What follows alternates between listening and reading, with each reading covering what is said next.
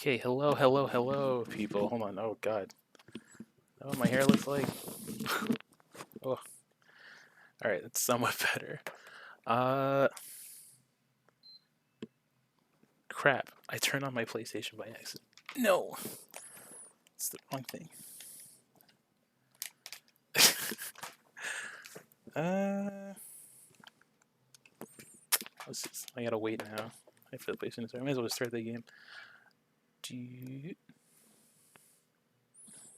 I hope everyone's having a good night so far. Also, I hope my mic is working properly, and that my hair isn't covering it.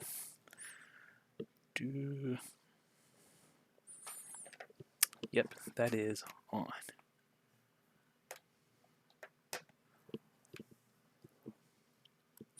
Is the performance lagging already? Oh. Okay.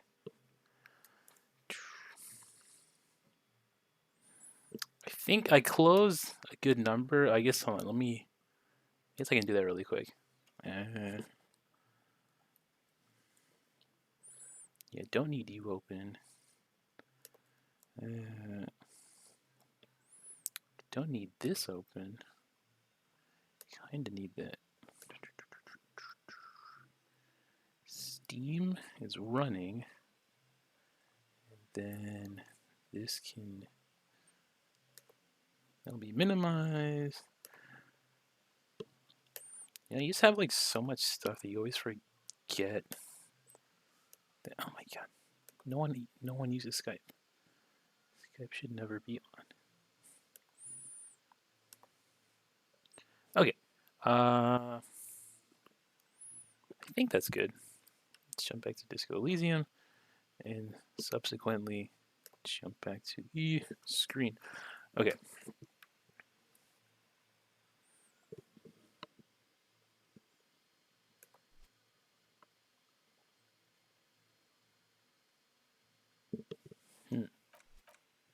Okay, good. I was worried I couldn't hear the game for a second. Okay. Let me turn off my PlayStation. Ugh.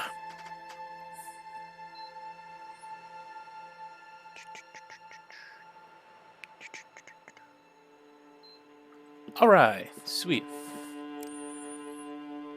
Ah.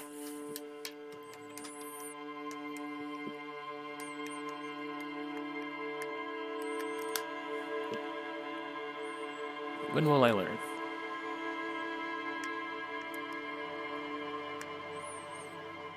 Okay, is that... All right, cool. Okay, so we are ready to roll. So, as you'll recall, if you were here yesterday, last night we got to a new section of the map. Entirely new section. We met a kind old washing lady who gave us free lodgings, so we don't have to pay Gart 20 real anymore to sleep, which is great because I have no idea how we were gonna make it past like the third night. So, we also found out that we crashed the car. Sorry, that our guy crashed his car into like the frozen lake. So always great. So yeah, let's continue. All right, so we were asking about what was happening here. Let's talk to... Nope.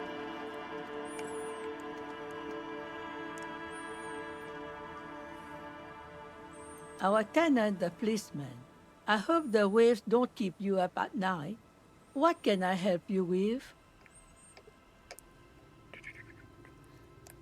Not much. There's the abandoned church, the DeLorean Church of Humanity. It's been there since before my time, even. Okay. Some things just don't fly, officer. Look around. Who'd go to church here? They built it 300 years ago. Must have been nicer then. So, they don't hold services there anymore? The Ecclesiastes? No, we've tried, but things just keep happening. Crime, accidents, other things. The place never stays open. It's a pity. It used to be such a nice church. Sorry, I'm just making sure that I open up stream on my She's not phone telling as you all well. she knows. Keep her talking. Before you get to the church, there's some ruins, an apartment complex, or some kind of electrical plant. Run-down bunch of houses, empty. Well, which is it then? Apartments or electrical plant? I don't know exactly. A pre-war place. It used to be something. Before the war. I wasn't here then, you know. Was born in Samara. Okay, well, She nods, rinsing another piece of cloth. alright. Goodbye, I'm off. Let's check our journal, just for a quick... right, we can take the stuffed bird to Gart.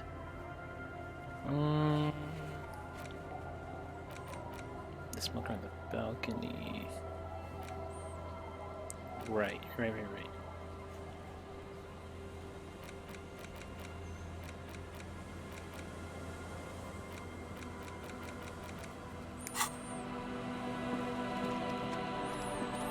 Alright, let's see if we can find the mom of those kids. Let's see what's on this side. Is there anything of note? So let's see. That's a whole lot of lake happening.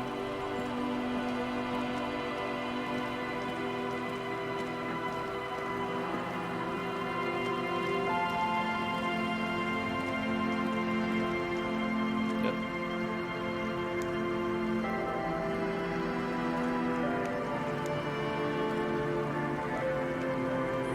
Okay. I guess not. Interesting. Yep. You should come back here when it snows. Strange feeling. It passes quickly. Interesting. The rear tire of a motor carriage adorns these ruins. Quick travel. We can fast travel? Is that possible? Oh, wait. Nope.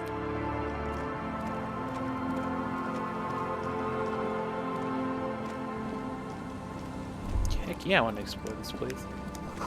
You feel the shadow of a very large building fall on. Dusty pews in the shadows. Many seem to be missing. The sign reads St. Brune, 1147. Heavy wooden doors, more than twice your height, stand shut in front of you. The rectangular sea-worn ornamentation appears in stark contrast to the padlock, carelessly drilled into the wood. Take a closer look at the This padlock. cheap-looking padlock is sturdily built. It shackles together a hasp and a staple screwed into the wooden door.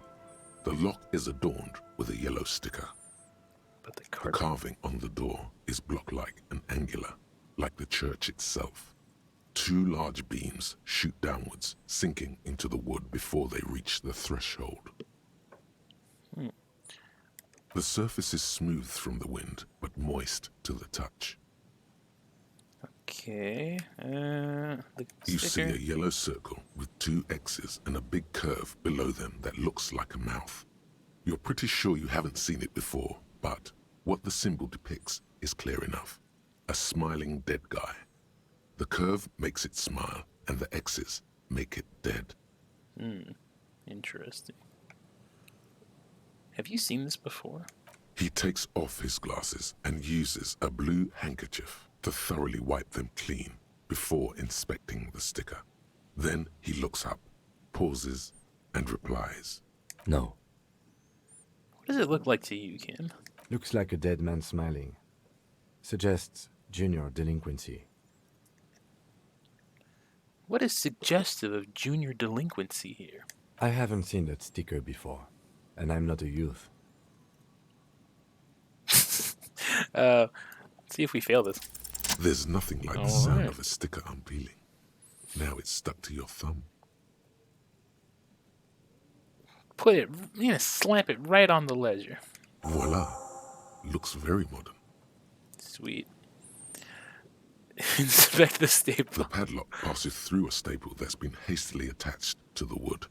Closer inspection reveals that one of the screws is not a screw at all, but a nail. The work has been done recently and is unprofessional, to say the least. Okay, let's see if we can open the door. Only the sound of the padlock rattling against the door. I don't think that's going to work. High above, the wind wraps the church in its rush, cold and wet from the ocean bay. It parts around the massive keel-shaped roof, like a test tunnel washing both sides, the way it has done for 340 years. The wind keeps its distance. So should you. What is this feeling? There is a hole in my heart. The lieutenant looks at the padlock.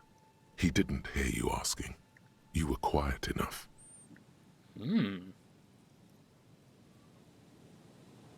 Yo, what's up, Heatwave? Thank you for lurking. Always appreciate it. Now, don't we're just like creeping around as doing our police If you really thing. think we should get in there, we need to find some other way. Where do you think we should start? Can you hear the pulsing bass underneath the east wind? A sure sign of junior delinquency. Those damn juniors being their dang delinquents. Okay. Was that a hint of a purple I saw?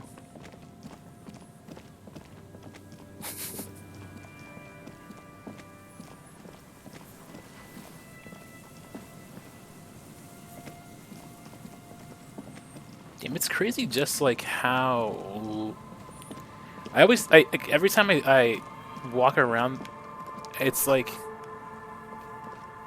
the area feels like always like, oh, this is like a small area, but it's always larger than I'm anticipating. That we found money. There are obviously people around here. It also shrouded in dark or something like that. It's not too dark to tell.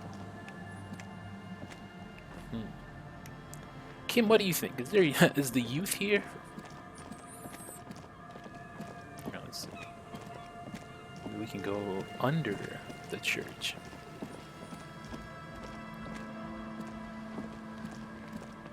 Oh, sweet. I could do that. You see that seagull up there? Remind you of anybody? Kim? What? Kim? No, it's you. You and the seagull are just alike. Why am I like a seagull? Think about the seagull's story. It's one of endurance and adaptation. The seaside was paradise once. They were birds of that paradise. Then their paradise became Shit City. And what did they do? They became urban survivors, eating burgers out of trash cans, killing and eating pigeons. No time for that sentimental bullshit. They're hustlers, getting shit done. They're one pair of track pants away from gangsters, just like you. Fucking right. Whatever it takes to survive. I am the seagull. Own it. Steal hot dogs. Shit in the sand. Whatever it takes to keep going. I cannot believe that would have healed whatever damage I that I didn't have currently. Very interesting.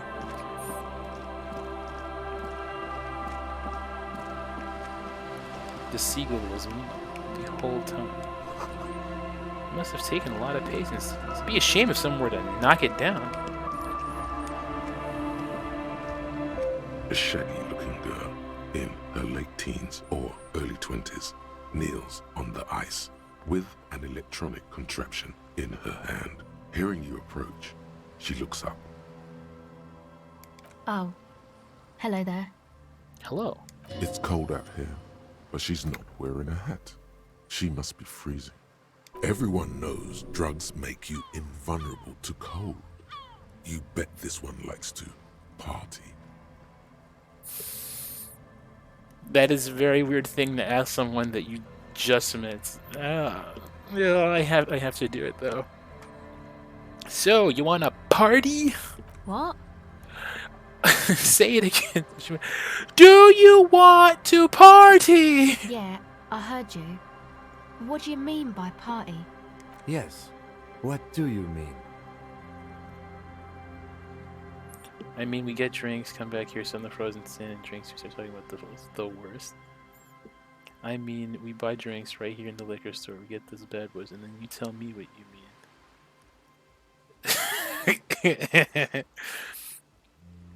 Start talking about fucked up emotional stuff, though. Yeah, I miss Salami Guy too. He was chill. He was just like, "Hey yo, you want a slice?" I'm like, "Hell yeah!" I mean, we get drinks and we also get drugs. Yeah, man.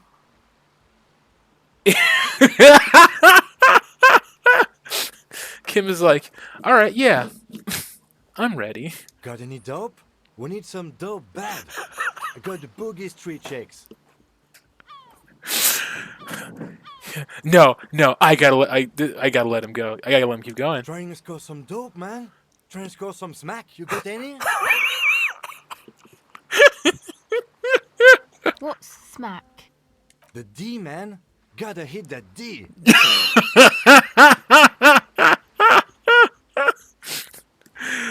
Yeah? What's the D? Kim, she seems legitimately confused. Tell her what. No, I'm saying nothing. Diamorphine, girl. Quit cloning. We need a hookup for that D. Yo, for real, Kim is legendary. Legend. Absolute fucking legend. Diamorphine? But that hasn't been around for years. 5 or more. Like 7 years, maybe. Everybody just does hunch now. Really? What's that? Hunch is like 10 times stronger than diamorphine and way more lethal. I think the name is B-hydroxy something. It's the Dark Lord himself, put into chemical form. Even I don't suggest it. Oh, damn. Okay. That's real bad. Someone should definitely look into it. Kim is like, all right, that sounds incredibly serious. Facade dropped. We're from the police, by the way. Oh, of course. She doesn't look surprised. Something about the way she says it makes you think she's not bothered by any of the cop show questioning. Yes, and we have some questions for you. Right. You seem surprisingly comfortable with being questioned. Why? Well, it's just questioning, right? You're just questioning me. It's what cops do. Have you been questioned before? Once or twice, yeah. I'm sorry I haven't had the Revachol experience they get east of the river. What's east of the river? Rich people. Rich people are east of the river. Lean in and whisper, let me guess, the rich people weren't from around here. Strange. The existence of rich people doesn't stir any emotions. Look awestruck. Who are these rich people? They sound wonderful. I'd like to be one too. I think I'm gonna lean in. I think I'll lean. Aren't they? I thought they were as Vachalaire as any of us. Just way richer. How did I take morale damage from the... Oh no, they're foreign bodies, agents of international capital. You only need to look close enough. Maybe you're right. Most of them do speak 3 languages. So, what trouble have you gotten into with the police? The usual. I had a shitty run as a teenager. What's the usual? You know, drinking, getting into fights. The ugly stuff that happens when you move out your parents' place at 13. In Forberg. Wait, what is Infoberg? Is this a rhetorical question? No, I literally can't remember even the most basic terms sometimes. I need help. Faubourg, not Infoberg. It's a massive banlieue south of Jamrock Quarter. It is the largest ghetto in Revachol, possibly the world. Alright, now, I know what Jamrock is, but let's say I didn't, hypothetically speaking, of course. Do you care to elaborate further? We are Jamrock, sort of. Martinez is called North Jamrock sometimes. Jamrock is also a ghetto, only smaller than Faubourg. And why did you have to move out when you were so young? My dad was a drunk. Plus, I guess I just wanted to drink too, you know. Get my party on. Yo, I get that. I'm a major party animal myself. Major. Drinking, party, and disco music. You should take me as a... No, follow my example. I'm a great person. Alright. What's that device you have there? This is a portable recording device. It's for field recording. Low quality, but still. And the wires? Actually, just one wire. I picked on it till the braiding came loose. The wire leads to a contact microphone. What's a contact microphone? A contact mic records sounds from inside things, like this ice. Ooh, and how does that thing work? The mic? I don't exactly know. Somehow it doesn't pick up vibrations from the air. The book said it only picks up structure-borne sound, if you like technobabble. And where'd you get that from? Same place I got the recorder from, the Palaceum. What's the Palaceum? Oh man, you haven't been to the Palaceum? It's the coolest place in this whole drug-addled shithole. Alright. It's a music club and a synthesizer workshop on Boogie Street in Jamrock. Musicians live there, like real musicians. I once saw Arno van Eyck. Thinking about it really cheers her up. It's a long way from here, though. Ooh, not saying that second one. That's a touch. That sounds very insensitive. Who is this Arno guy? Oh yeah, guess you wouldn't know Van Eyck. Or really be a Palaceum going kind of person. I get down. I don't know what that means. I grind. I don't know what that means either. It means I am hip beyond my years. Nor do I, but I have concrete evidence that I rock, in the form of a Rex tape player and a completely thrashed hotel room. Neither do I. Actually, I have no idea what I'm... Oh, it's snowing. Nor do I, but I have concrete evidence that I rock. Yeah, but like, listen, I understand that the method of our play here, the facade that we are existing in is to be like a terrible person, but I feel like, you know, insensitive comments regarding like matters such as that, that's like a line. That's a line that I am not willing to cross. Like, even for like the sake of the bit. Like, listen, any buck wild options is like, you know, saying so. Yeah.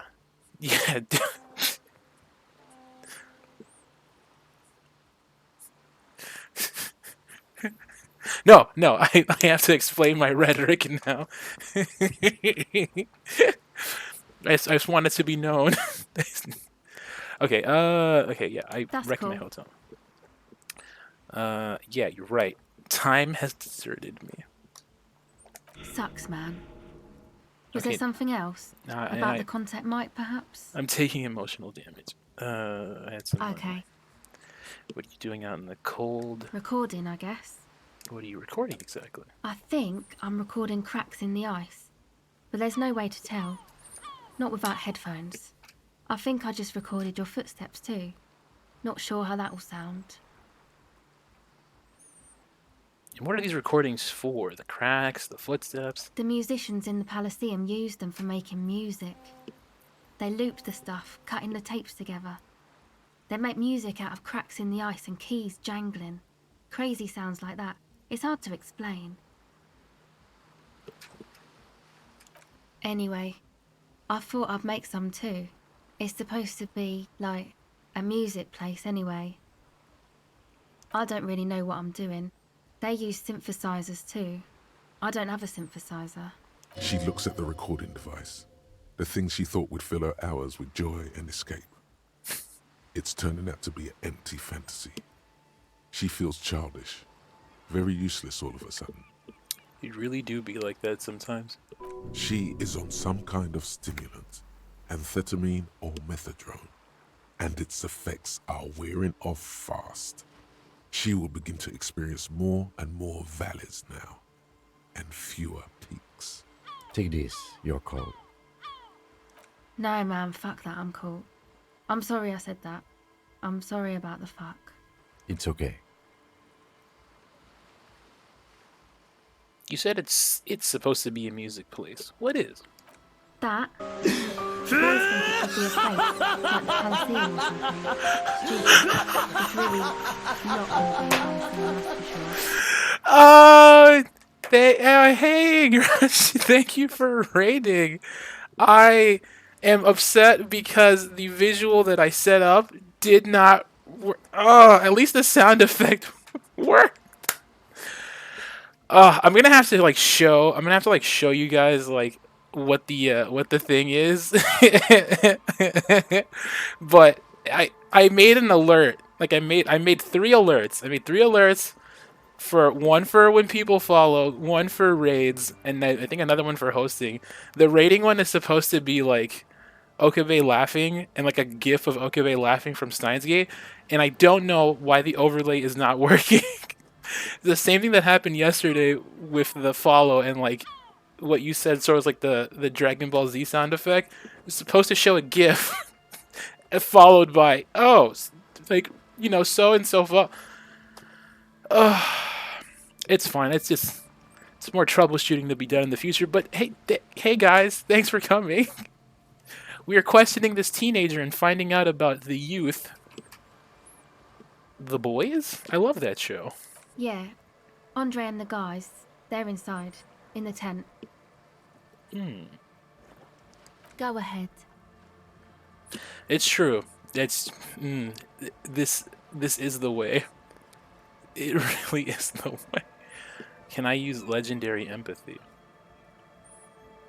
The tape recorder lies on the ice like a discarded toy. Pick it up. What's your name? A cell.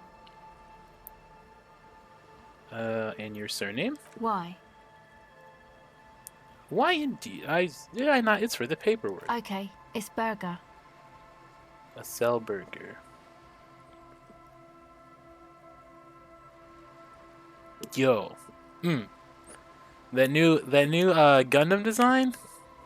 I dig it severely. It's got very nice. Oh, also, this reminds me, Exia update. Pretend there was like a news flash. So, you remember how I said last? I don't know if you weren't here. The arm broke on Sunday. Yeah, the arm broke on Sunday as I was working on it, and I was very upset because I couldn't get it. I thought I couldn't find a replacement part, but I managed to order one. It came through. So, yeah. So, but don't worry.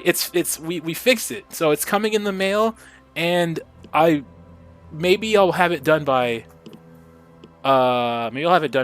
Sunday, so you guys can see the finished product. I ordered it from mechapartsguide.com. So it turns out that like one of the other Exia based kits use like the same frame. So I just like searched for that one instead, and I was like, oh, well, they have it in stock, and they did. So very happy. Yeah, you can check there. Hold on. I see if I can throw the link in the chat right now. I'm sorry for the interrupted gameplay. Make up parts. Okay. Right. Yeah. That's the website. That's the website that I ordered it from. The parts themselves are like pretty cheap. Like if you get like individual pieces, and then like the shipping, it's like flat rate. Oh, not flat rate. Its shipping is like, it's not too expensive. It's like altogether it's maybe like about $8 with shipping, which is better than spending $32 on a whole new kit. So, for just one piece. So, that aside. Oh wait, I have to click back to the game. Yeah. So it all worked out. So now I just gotta wait for the part to come in. Let's roll. The device is cold to the touch. Okay. An angular Omicron logo adorns the yellow plastic cover. Underneath, you see a reel of tape rolling. You put the device back on the ice. Tell me more about this music place you've been planning in the church. It's supposed to become like a club for anodic dance music, like that new style of synthesizer stuff they play at the Palaceum. Except that, yeah, She looks at the old wooden church up on the poles. As a mean wind comes bellowing in, the 6-story structure lets out a doleful shriek. The floorboards are twisting, and the shooting beams are slowly cracking, like bones. Far east of the Golden Delta, beyond the industrial port, there is a black patch of unlit coast with the smallest creatures on the ice. There will never be a club for anodic music here. Not in a million years. What is anodic dance music? you know, anodic, cathodic, music that's made with electronic instruments. Like what? Synthesizers and tape consoles. Microcomputers too. Anything that uses electricity, but isn't guitars. Also found sounds, stuff like that. You see clear, beautiful, violent flashes of light. Light cutting through a smoke-filled darkness. That is what the future will look like, if it ever comes. So you want to turn the church into a club? I know. It's not my idea. Andre and the boys found the place. It was supposed to be deserted, but now they can't even take it. Hey, you two are cops. Yes. I don't know how you got that idea. Come on, man. Don't mess around. But not too long. This is important to her. She has the courage to ask. Maybe you could talk to Andre and the guys, because there are some strange things going on in that church. If you're police, you should look into it, right? Sure, I'll talk to him. They're inside that thing there. Would be cool if you did. Was there something else? Did you put the padlock on the church door? No, No. not really. No. So this isn't yours. It's Noid's. Why did this Noid person... Oh my... Okay, you know what? I need to heal morale anyway, but still. To keep more weirdos from getting in. Fucking Martinez. I'm sorry. It's got the worst weirdos. If you get around to it, ask Andre about them. He'll tell ya. No, I've ordered from them before, so I can say with faith that that it is a trustworthy service. Like I've used it in the past for broken V fins, broken joint parts, stuff like that I dropped and lost into the endless void just spontaneously. So yeah, I mean, again, they're good if you need single, if you need pieces here and there. If you're trying to buy enough for a new set of weapons or something, I wouldn't say, because then it kind of depending on what it is and what scale it is, then it just kind of becomes half the price of the full kit at that rate, and that's just you might as well just buy a second kit anyway, because then you can have something for kit bashing. But yeah, no, it's a pretty good website. They're not sponsoring me. I just like them. Enough about the church then. I have another question. Go ahead. I have no more questions. Okay. Bye. Let's talk to the youth inside the tent. More tribalistic markings. The post is covered in little human beings.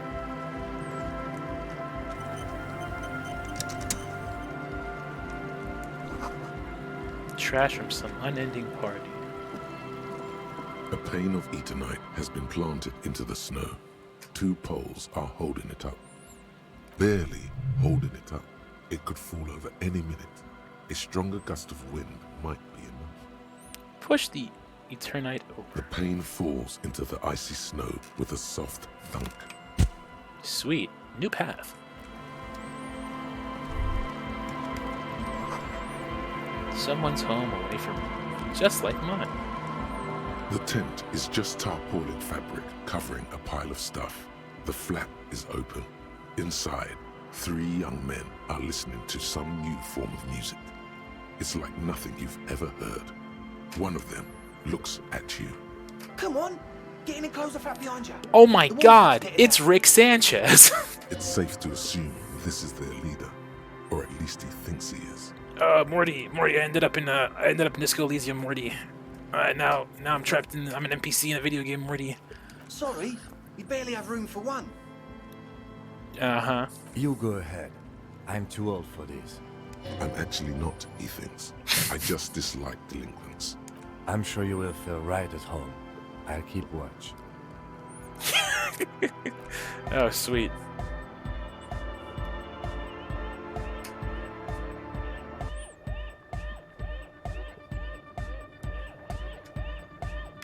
Sweet. Canisters filled with appear to be water. The label says distilled. You see a youngish man bleaching the tips of his hair with a toothbrush. He puts the toothbrush down and extends his hand in greeting. Hello, I'm Andre. It's a pleasure to meet you. I don't shake hands. COVID. This is my posse, Noid. He paused with his hand still hanging in the air. The young man with earrings looks at you suspiciously. What is that he's wearing on his chest? It looks like cosplay. And Egghead. Oh, Egg. Are you by chance related to Eggman? Egg! Whoa, what is that character portrait? This man is ascending. No, for real. Together with a Settle Burger, who's out there right now, doing some seriously progressive sonic experimentation, we like to think of ourselves as music venue organisers. Wait, how many music venues have you organized? We have many in the pipeline, officer. Why are you here? You see, we've been all over Jamrock North, prospecting for real estate to establish a new venue in. Also for talent. Yeah, thank you, Egghead. And while there is no shortage of raw, unfettered talent spinning tapes in Jamrock, we've had rotten luck. No, with for real real. estate He's the He-Man meme. He's the... Hey. I said hey. Place is a shithole. I apologise for my friend Noid's potty mouth. I realise this is not how you speak to a police officer. He has authority issues. There's no place. The place is pretty big. There's no need. Which brings me to the problem of occupied ecclesiastical property. I bet you've noticed the derelict hive of narcomania on the coast. An attempt to pander to your perceived conservative sensibilities. No person his age would ever use a word like narcomania with a straight face. Listen, don't try fall for it. to pander to me, kid. I'm the panderer here. Enough histrionics. What are you talking about? I'm talking about the church, and I'm not exaggerating.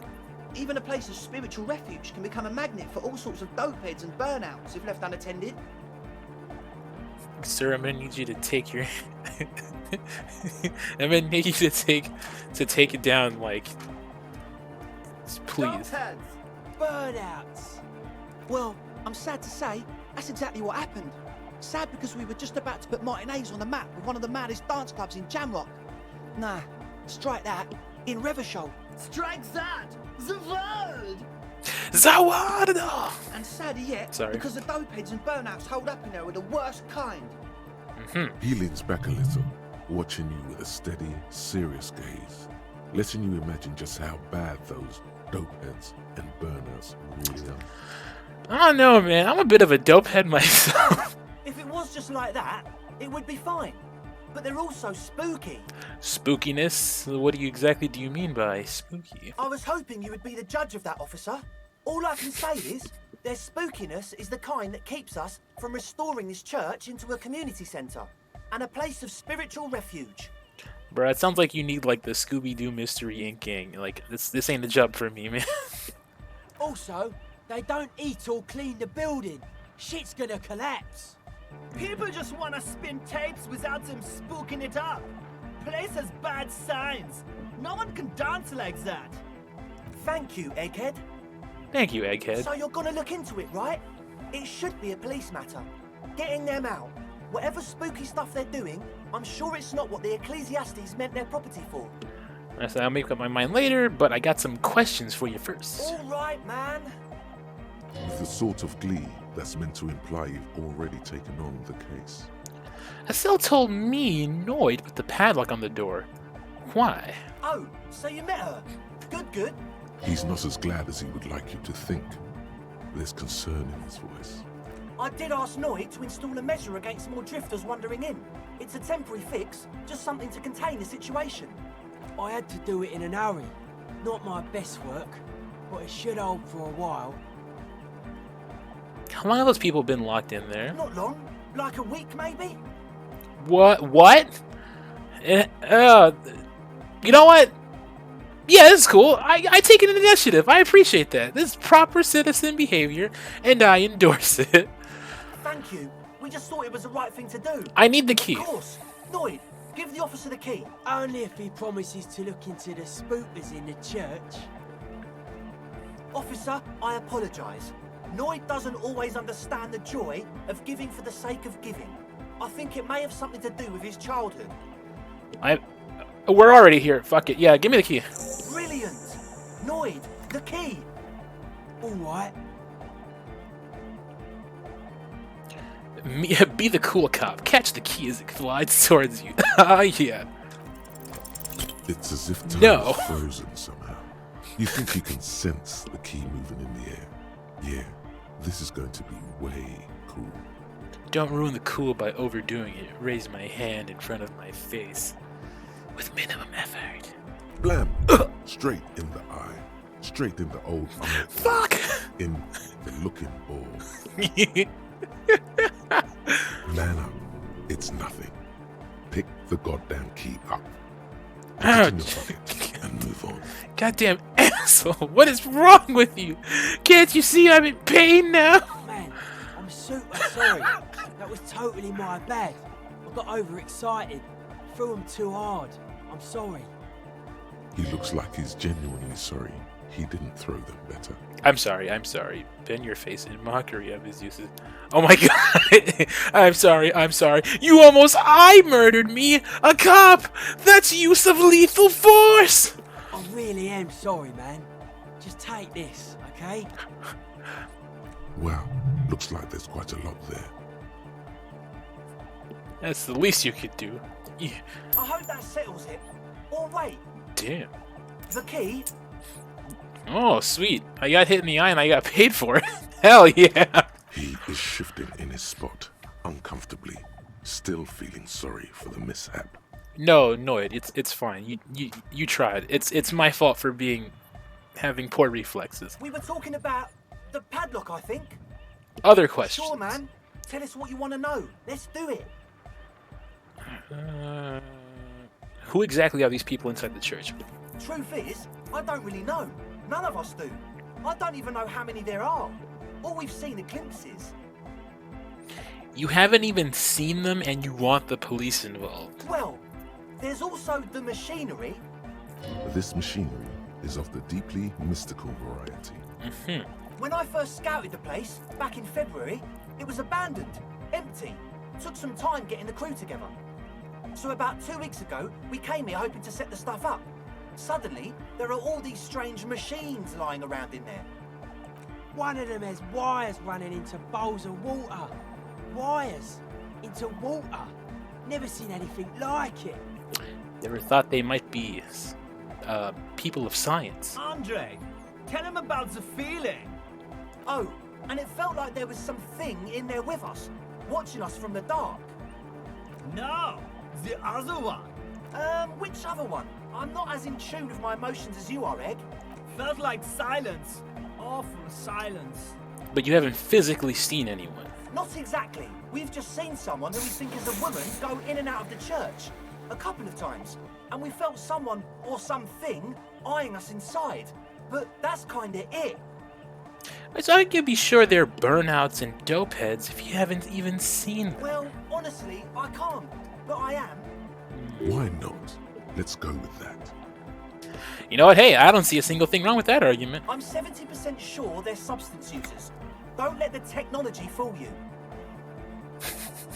He makes little quotation marks with his fingers when he says technology. Was that about something Like, watching you it? aren't alone, you know? It wasn't quite human, if you know what I mean. It was this dark shape climbing upside down along the ceiling, like some kind of crab man. A crab man? Yeah, you know, the way it was climbing up and around the ceiling, like a crab. It was stalking a cell, exhibiting ambush behavior. Ambush behavior. Crab man. Got it. Crab man! Yeah, totally. I mean, I didn't personally see it. Estelle was alone that time, but I believe her. If she comes out running and says there's a crab in there, there's a crab in there. You should ask her about it, but be nice. Don't tell her you don't believe in the crab. The implications of this are too numerous to consider. Proceed with caution. Learn all you can before entering that dark building. Can you tell me more about the You should machinery? talk to Noid about that. I just got a distinct burnout and dopehead sign from them. Probably jacked up to some snuff station too. Probably, very likely. With a small surge of PEA, alertness fills you, as if to say, this is a dark corner. Look behind it. Jacked up to some snuff station. It means like one of those rich boy private radio stations, where you can listen to people getting killed on and jerk off to it. Sick shit. Not that we would know anything about that. Noid just likes to relay stuff. I see. We're getting derailed here. In short, you can tell to Noid about the machines. He'll tell you more. Alright, something else. Sure. What? You mentioned this kind of ecclesiates on the church. Who are these ecclesiates? Oh yeah, that's a meteor and name for the founding party. Thought it'd be cool to use it. And what is the founding party? Come to think of it, I've never really looked them up, you know. I can't give you a precise definition, but they're a very powerful religious organisation. And And they have roots in ancient mass society. And they're the custodians of the Pericanassian church. Plus, they anoint the innocents. They, like, made the innocentic system, no? they made the system. It doesn't sound like they would appreciate a dance club in their church. You're totally wrong about that. I see. The Pericanassian church is about love. And Nordic music is about love. I got love for my Pericanassian posse. Love is the relay out of death. We dance. Love is hardcore. Love is hardcore, Egghead. You're right. Unity. Ah, yes. Unity. Unity! Okay, I get it. You guys like Unity. I'm more of an Unreal guy myself. Make some noise for my Insulindian posse. He turns the volume up and then looks at you with a knowing nod, as if it's obvious you will now break into dance. You Can I feel dance? The anodes and the cathodes coursing through you. Your big toe starts tapping along to the base, as if testing the waters. Oh, okay. I understand. It was lame of me to suggest otherwise. Anodic music is about love, and so is the Pericanesian Church. Yeah! Yakokata, the place to be. What? He seems ecstatic that you share his vision of Pericarnassianism. Hell Do yeah. it for the masses. Do it for the crew. I didn't want to say it, but it was pretty lame of you to imply otherwise. Anyway, you got more questions?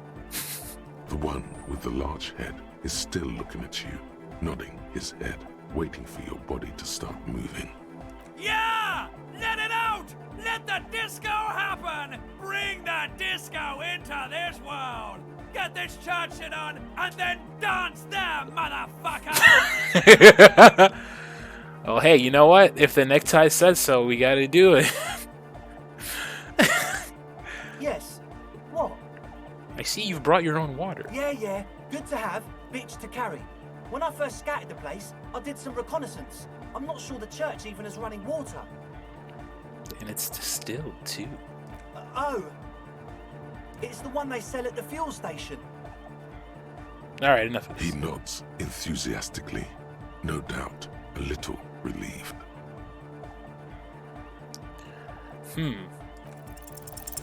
Okay, so the Speed Freaks want to start a club for dance music. That much checks out. Youths like music. You feel as though you might have liked music more when you were young, too. But you digress. What's the gist of it? The gist of it is, they want to turn the church into a club, but a suspicious element has overtaken the building. It's very important to understand what the gist of things is. Always consult the gist before making up your mind. Seems This is solid. going well. Plus, and it has to be considered, you can't invent the future of dance music in this smelly old tent. Imagine if you had the church. That settles it. Analysis complete. Their story checks out. It still feels as if this didn't quite go as it should have. But As always, we'll be right here, waiting patiently for the news. Yeah! Speaker, big kind of use for live music. a young man with Egghead, peroxide blonde talk to hair me. holds up a Harman Welshi tape player, nodding along to the music. He looks at you with a knowing smile and says, as though you're supposed to be sharing some tremendous evangelical secret, Hardcore! Is it? Hardcore! You're just gonna keep saying it's hardcore, aren't you? Skibbity, skibberdanger. I am the rearranger. You're my favorite. your cop training did not prepare you for this. What to do? Could Dance! there have been a right way out of this garden of forking paths, you think? No, wait, I need to The talk to young me. man with the tape recorder This is hardcore. Say nothing. Hardcore! Say nothing. Hardcore to the mega. Say nothing. Internally coherent.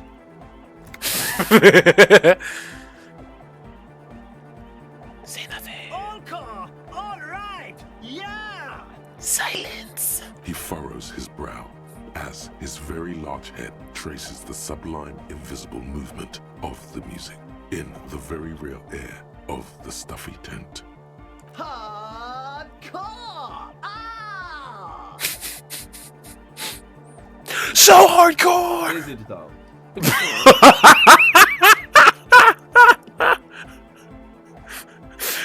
Oh my god.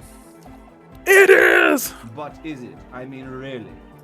He tilts his head to the others. Feels like you should reply with the very pinnacle of idiocy here, so that things get totally transcendent. But you haven't gotten there yet, so you don't know what to say. I was thinking that too. I am the mic enforcer. I am the chicks checker. Yeah! Alright, I'll come back for you, Egghead. Let me see. Let's talk to So you Noid. had a talk with Andre, and now you want to discuss things with Noid. Good. Skin shows through the holes of his Speed Freak's too large sweater. In front of him, an open toolbox full of carpentry tools and It's parts. good you talked to Andre first. Gave me time to get a reading on your sign. Can't really talk to people before you get a reading. He runs his hands through his hair, which is combed back in a mock seriousness, and continues to fiddle with some gears. It just is. It just is. It is a thing that exists. Can that be the slogan now? Hardcore. Is it though? A sticker? You mean the yellow one? Can you describe it to me? I mean this one. Oh wow! Right on your cop ledger. You like it? It's super stupid is what it is. I think it reminded me of myself. Hey, it kinda does look like you. Surely a sign of things to come. What did you want to ask about it? What's it supposed to be? The dead guy smiling. And what does it mean? Why is the dead guy smiling? He defeated history. We are living in the age of history, and in the eyes of history, we are always already dead. How can we ever smile then? Because history is a lie, and so are its deaths. Seems legit. The present moment and life are the hardcore. The hardcore expels death. Or maybe he's not dead. Maybe he's just really ecstatic about the beats. Or drugged out of his mind, come to think of it. I'm thinking maybe the smiling dead guy is a symbol for communism. It's also dead, but doesn't care.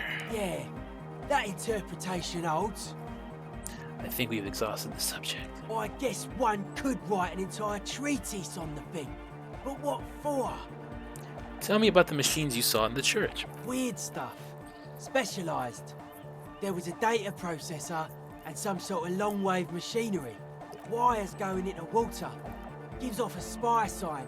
Or some fucked up Samaran science sign. You know, the kind that goes head first into the supernatural. So you think it's... I mean, what's wrong with the supernatural? Nothing's wrong with it. You should definitely be researched. You can still do sick I'm shit something with of it, though. a supernatural myself. The sickest. That's perhaps why it should be researched. Most of it doesn't exist. But there's also stuff that isn't allowed to exist. Because the moralists think it's too dangerous for the plebs. Psionic powers, pale-related diseases, pretenders Pale. pretending to be human, folk rights, that kind of stuff. Alright, why are you called Noid? The hardcore aesthetic is esoteric. It's not meant to be discussed with the law at this moment. Picks up some sort of widget. It's not easy to reach a harmonic resonance of signs without some adjustment. Does this mean we need sign matching? Yes, further sign matching would do good for us. One way to achieve this would be by getting us into the church. Are the signs all right now? Yeah. Still strongly out of sync. Stage gamma disalignment. Uh-huh. You heard me. Yeah, gotta compare. See if we can align. Interesting. I suck at socialising, man. Even now, our sign synchronisation is way off. Alright, I'll come back later. I have gained all the info I can from these teenagers. Now it's time to investigate. Yes?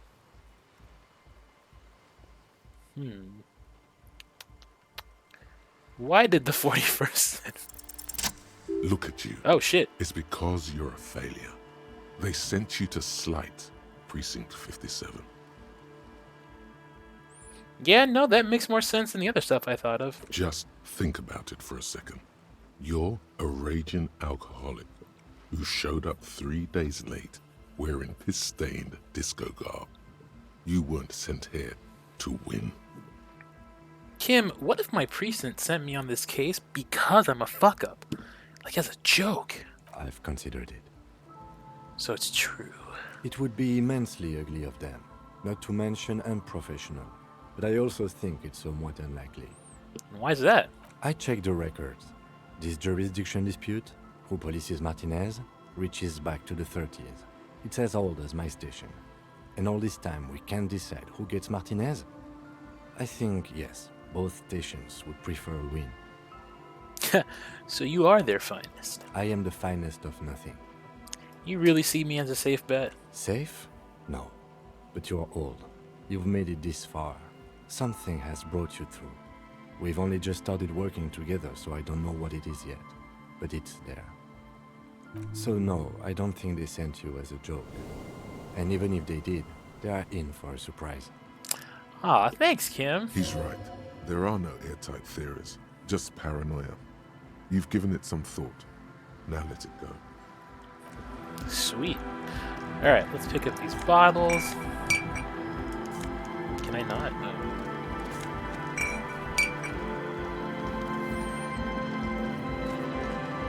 Tell me about the crab man. The shaggy-haired girl kneeled. So you talked to my associates, right?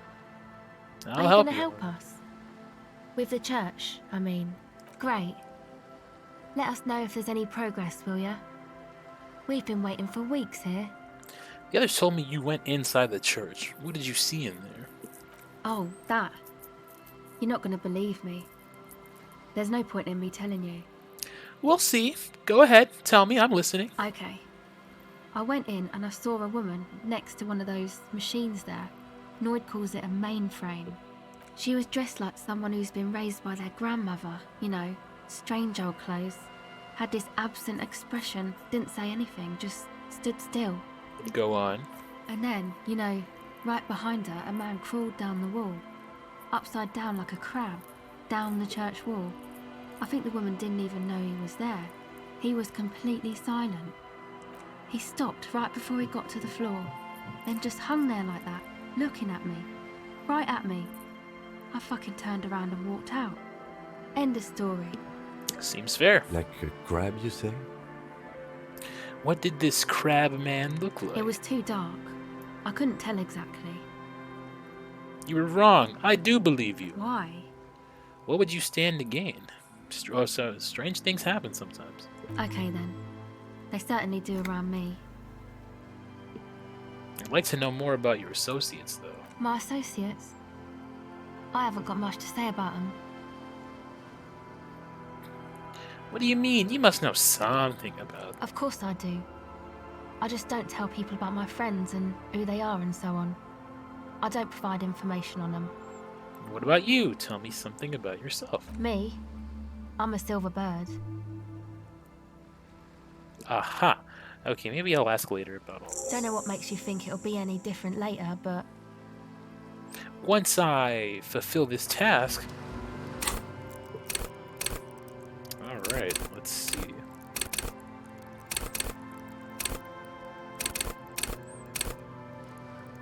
Art of Persuasion.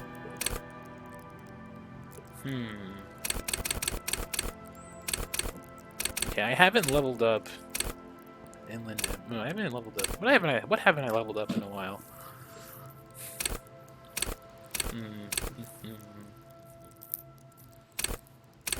Pretty sure I've leveled all of these up at least once. Could go for Psyche or for Physique.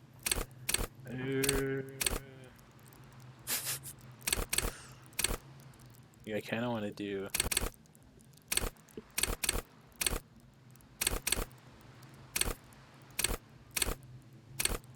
You know what? Yeah, I think I'll go for.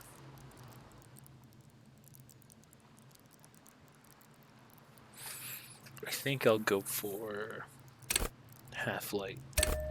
Just cuz.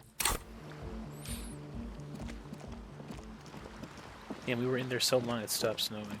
Let's see. Oh, more bottles. It's funny, all these bottles are here, and I could trade them in for money now. Now I'm not gonna need them. Well, I mean, I'll probably still need the money, but still. Jesus. That is a lot of bottles.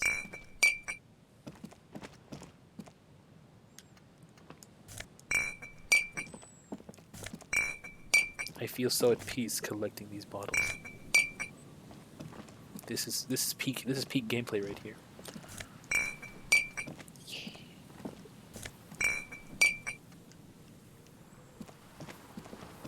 Now this is some good game design. Let's see.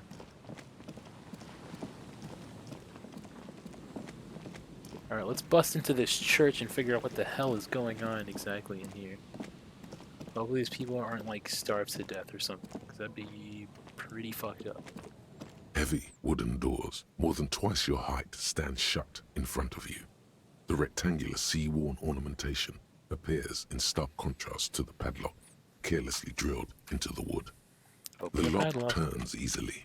You hear a click as the shackle pops open. Let's go. As you do, you hear the echo of the doomed commercial area, its black holes and dusty machines. Then the feeling passes. A great whoosh of air rushes into the dark innards of the church, as though rushing to fill a great vacuum in the heart of the city. Ooh. Interesting. Whoa.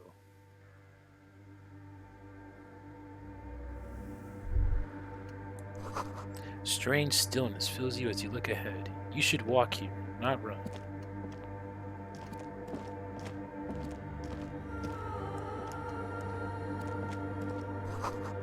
More of the forked lightning pattern you saw outside. That, hold on, can I zoom out? Okay, well, I have to get closer, but that is very pretty.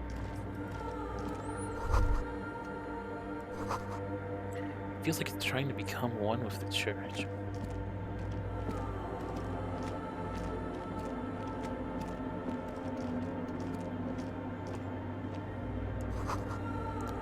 Complex equations. They look recent.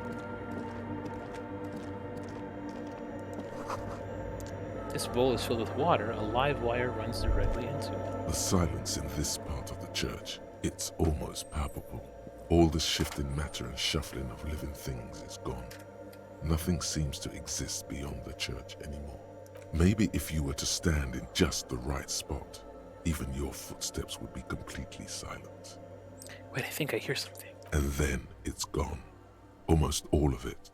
But for the faintest of hums, you can hardly hear your own breathing. Stomp your feet and clap your hands. You produce a few muffled thumps, after which the silence feels even more total, somehow. Yell as loud as I can. Yeah. Your voice is barely audible. Not a howl, but the softest of whimpers. It's unnerving. Kim, what's happening? The lieutenant points to his ears and shakes his head. Then he leans closer.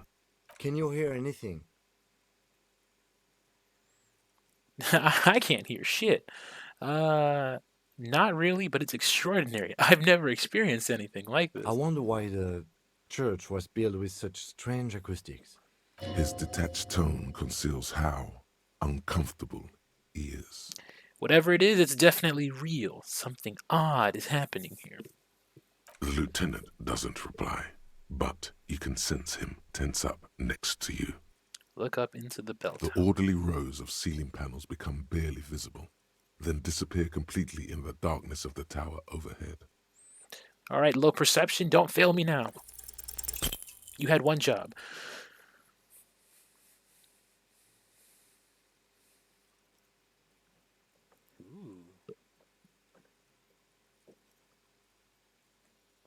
Just darkness without end. It makes your head spin. Blink.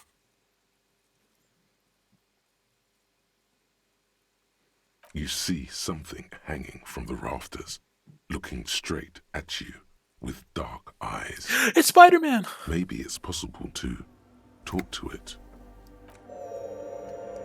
Hello, Crab Man. Is that a man? Looks more like part of the carpentry of the building came alive and is now studying you intently. Say nothing. Be quiet for now. The man leaned forward a little, fixing you with a steady, unreadable gaze, then speaks. Habitual alcohol use has made you into a scared little pussy, Holmes. But don't worry, everything's gonna be alright. You come to the right place. Damn, I love how he just looked at me and he just knew that I was an alcoholic. The right place for what? Here you can receive the mother's love. And when you're ready, she will take your hand and lift you out of the despair at the bottom of that bottle. This man is obviously a habitual narcotics user. Do we really need to question him? I'm put off by this religious stuff, he thinks. And maybe the ceiling climbing, too. It's all very hard to square with the lieutenant's own view of reality. Hey, and what was that about the bottle again? You haven't even drank that much lately. Lay off it already. Shish. I'm a policeman. I need to talk to you about police things. I don't know anything about alcohol use. Oh yeah, sure. You don't know anything about alcohol use. You got it all under control, Way. I could smell the control all the way over here. Okay, fine, I'm struggling, but you don't need to you don't know me. You don't know what it's like. There's something white pursuing us. White and very sad. I was like you once, just dragging my feet to the next bottle. Shit was dark, Holmes. You know, actually, since we're here, you may want to pay attention to what the ceiling climber is saying. If the lieutenant agrees, then maybe, just maybe, you should pay attention. Look at these crazies. What is this? A fucking intervention? Yes. Fuck you, Crabman! You don't tell us what to do! Tell him! I don't even know what this is. What do you think you are? Some crazy. Alcohol is central to my identity. If I wouldn't, oh my god, if I wouldn't drink, I just wouldn't be me. The grave's coming for your little identity sooner than you think, Holmes. You sure you're ready? The mother could set you free from all that shit. I'm just waiting for him to drop down from the rafters and just reveal that he's actually Sephiroth. Just talking, all this talk about mother. This is the Church of the Mother of Silence. You are welcome here. He sways gently on the banners, waiting for you to take it all in. This Mother of Silence sounds like a serious player. You might want to be careful until you find out what you're dealing with. You must be the crab man. Never known myself to be a crab. But if that's the name you got for me, I won't stop you from using it. To be fair, it's really more like a spider. I always thought of myself more like a flame, flickering along the rafters and beams. It may be that I gotta work on my technique. What were you before you became a crab man? I was in a gangway, but my memories of that time are fading. Most of them are already gone. I lost my memory too, but I like it. It's like I get to create a whole new me, start again from scratch. That's not really the point, I said. You gotta give yourself over to service. Service of the mother, that is. Do you remember your name, sir? The lieutenant is not particularly interested in this information. He's just trying to assert some control over the conversation. Tiago's my name, but those syllables don't mean much to me these days. A name isn't just your identity, but also, so to speak, your place amongst your fellows, your place in the world. I ain't got no use for such a place anymore. My name sets me apart from my fellows. How often do you meet a Raphael Ambrosius Cousteau? Don't think I met one yet, Holmes. Do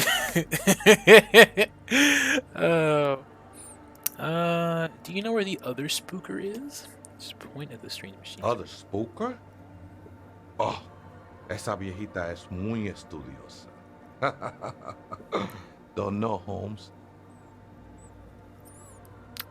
Wait, so there is another person living in the church, and it's a... I'm gonna butcher that, I'm not even gonna say. No. I just call her viejita because of her clothes. She's actually quite young. Or maybe not that young. Age is just one of the many masks we wear. And you don't know where she is. That's what I said, Holmes. How can you not know that when you both live here? Don't really follow her comings and goings. Just see her typing on her computer now and then. We got different interests. So you got nothing else to tell me? How she looks, what she does, who is she? I'm afraid not, Essay. You just have to wait until she comes back, or... What are you even doing here? This is a special place. There's a perforation in the world up there. A way out into nothingness. This church was built around it. For purposes of veneration. I circled it. Nurtured by the silence bestowed by the mother. One of these days, I'll be pure enough to go drink from it directly. Uh-huh. I still don't understand what you're doing in this church. I'm a seraph, Holmes. I sing the mother's glory. You should sing for me, the superstar cop. I ain't from no Marietti, if that's what you're thinking. And the song I sing is silent as the mother. What'll happen once you drink from this perforation? I will be incinerated, but not destroyed. Finally, I won with the state of the world before reality began. You sure you didn't just switch one drug for another? It's not like that at all, man. It's just faith and joyful service. Hey, I'm not judging. I love drugs. I've got drug problems myself. I can see, and it saddens me. But devotion can save you. It saved me. Let's agree to disagree. I know it will take time. Don't sweat it. How did I you even know it find will this take place? time. Hard to say. I think I did some construction work here, back when I still had material worries. Up there, I realized what the true purpose of the church was. Been spending a lot of time here ever since. The past is nothing to me now, eh? It didn't belong to me. And who is this mother of silence you keep talking of? Oh, that's no simple question, I said. She is one who can be painted or sculpted. She is a cavity in the dark beyond sense. She saved me, but I couldn't describe her to you. No one can, Holmes, and no one ever will. His adoration is beyond sexual. This cavity is something that no human form has. All right. The sinewy figure questions? lingers on the wooden beams, blending into the shadows. Some ravers want to turn the place into a nightclub. The ones in the tent outside, right? I see them. Guessing they're the ones who call me a crab. Probably scared of me. Turning a church into a nightclub. I have to say, it's a great idea. You should support it. Absolutely, man. Wouldn't bother me none to have them spin music in here. I'm usually way up there, imbibing. Might even be nice to have some company. Oh, wow. No pushback. I was honestly not expecting that. Okay. He said that in spite of himself. He's more attached to the human than he'd like to think. Now, you've been here a long time. You know why the church was abandoned. Police raid a while back. Did you witness it? Not really. Or at least I don't remember much of it anymore. The mother's love has done its job. That's what's so great about the mother. It lets you forget about everything. God damn, this man's forgetting whole police raids. Alright, cool. Cracked pane of glass, colorful. Clothing? Ooh. Frost has drawn flowers on the grass, obscuring the view. I need to bust out the flashlight so I can see what the heck is happening. Oh yeah, okay.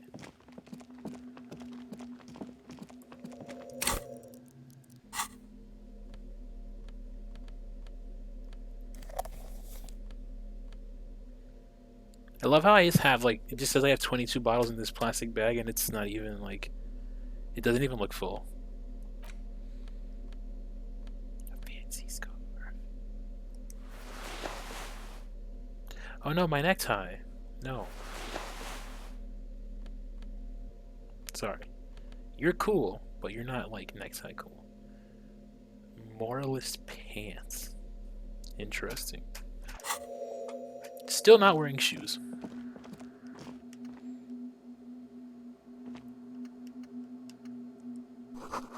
Spider's one as well. Okay, let's see.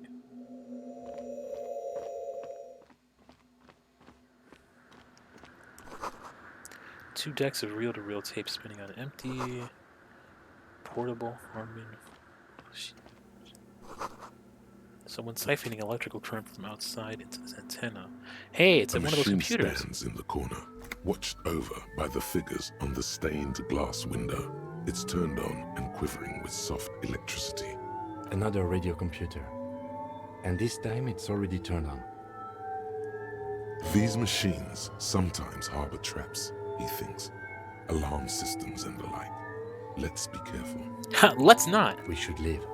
I doubt this place bears any connection to the case. Wait, let me just investigate it. You see fluorescent play and print buttons on the keyboard. A hatch connected to the central compartment is wide open. The lieutenant says nothing. You see the machine's glowing frame reflected back from his diamond-shaped glasses. You're free to proceed. Behind the hatch sits a cube-like crisscross of filaments, smoldering in the dark like fireflies. Silver tape on the side says, in black marker, log, February to March. Another filament memory. Press play to talk with the repeater. The speaker comes to life. Static seeps through the machine's planar magnetic driver. An old lady greets you. Her voice sounds 100 years old. Good afternoon, Fortress Accident on Saint-Brune. This is the East Insulindian Repeater Station 1. Please repeat. Is this the personal log? It's the same old woman you spoke with through the radio computer in the doomed commercial area. Vaughn, it's me again. How are you? Good, thank you. Please repeat. Is this the personal log? I looked inside the core, but the tape on the filament just said logged February to March. Good. Please repeat the password. Let's look around. There's no use trying to guess the answer. Maybe he knows something. Okay, I don't know. Received. I Fortress Accident. Is there anything else I can do for you today? I have 2 machines registered to this company name in Martinez. One on Saint-Brune, the other on Rue de Saint-Ghislaine. Saint-Brune. That's the church. And Rue de Saint-Ghislaine? That's the doomed commercial area. Anything else I can help you with? Thanks, but I'm finished with this call for now. Goodbye, Fortress Accident.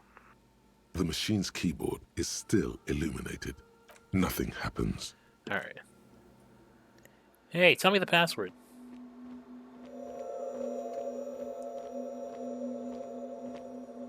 Oh, hey, Wade.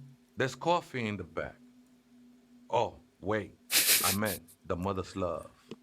Oh, okay. So this is the mothers love caffeine. Hey, any chance you know heard the Vieta say the password to the radio computer? Too many times, Essay. You need it for something. No need to overdo it. He won't mind sharing it with you. Yeah, it's for a first-degree murder investigation in Martinez. The lieutenant raises his eyebrow, but doesn't say anything. Don't sweat it, vato. The password is afterlife death. Ooh, so edgy. That is true. But what comes after death? What you think of that? Makes me almost pity La Nilita Pequeña when I hear it. Okay, thanks. I think we're done here, Essay. Seth, what? That was an interesting conversation. However, I'm still not sure how it's relevant to our investigation. Kim. You're just not connecting the dots. You see? What did the killer use? He used a gun. What did he need to use the antique gun? He probably needed to research it. And how do you research? Through a computer. And what's connected to the computer? The internet, or in this case, the radio net. And what's going to happen when we go on the radio net? We're going to find out where we got the gun from. The machine's keyboard Maybe. is still illuminated, revealing fluorescent play. I admit it's a stretch, but I got a hunch. The speaker comes to life. Good afternoon, Fortress Accident on Saint-Brune. This Alright. is the East Insulindian Repeater Station 1. I'm Please ready. repeat. Is this the personal log? Let's try this again. I think I might have the right password for the personal log. Good. Please repeat the password. Afterlife, death. Good. I have unlocked the filament. After ending the call, please press print to access the filament. Fortress Accident, is there anything else I can do for you today? Thanks, but I'm finished. Goodbye, Fortress Accident. The machine's keyboard is still illuminated, revealing fluorescent play and print buttons. Print. The printer prints out a long text document with dated paragraphs. It looks a bit like someone's journal. Read it. The first entry, made on the 4th of February, 51, by an unknown author, is short and concise. Arrived at the church. The door was boarded up, so I used the crowbar to get inside. Looks like the place has been deserted. Nothing out of the ordinary, but I'll ask around. Need to figure out how to get the electricity in. The lieutenant leans closer, scouring the printout over your shoulder. Just as you finish reading, he looks up, muttering under his breath. 4th of February. That's over a month ago. Whoever set up those machines has been here for quite a while. Do you think this log might be connected to the case? Our case? No, I don't think so. It must be some local eccentric. Read the second entry. 6th of February, 51. Had a little chat with the local fishermen. Said I shouldn't go near that place, that the church was spooky and ridden with narcotics. It's a little spooky, all right. Still haven't figured out the electricity. See? Even one of the spookers themselves says it's unnerving. What was that about narcotics? This could prove to be interesting. Read the entry. Oh, we'll look for drugs later. 7th of February, 51. Finally got the electricity in. Next on the agenda, a new antenna. I'm thinking ESCA series, something advanced. Why would she need an antenna? Why would anyone need any of this equipment here? Read the fourth entry. 8th of February, 51. Bought the antenna, had some problems setting it up. Called Simo for help. Heard the others are back to making art. Drinking somewhere out of town. Sulislav started a rock band again. Lexi has been seen asking money from strangers. Jubei's here. Hi, Jubei.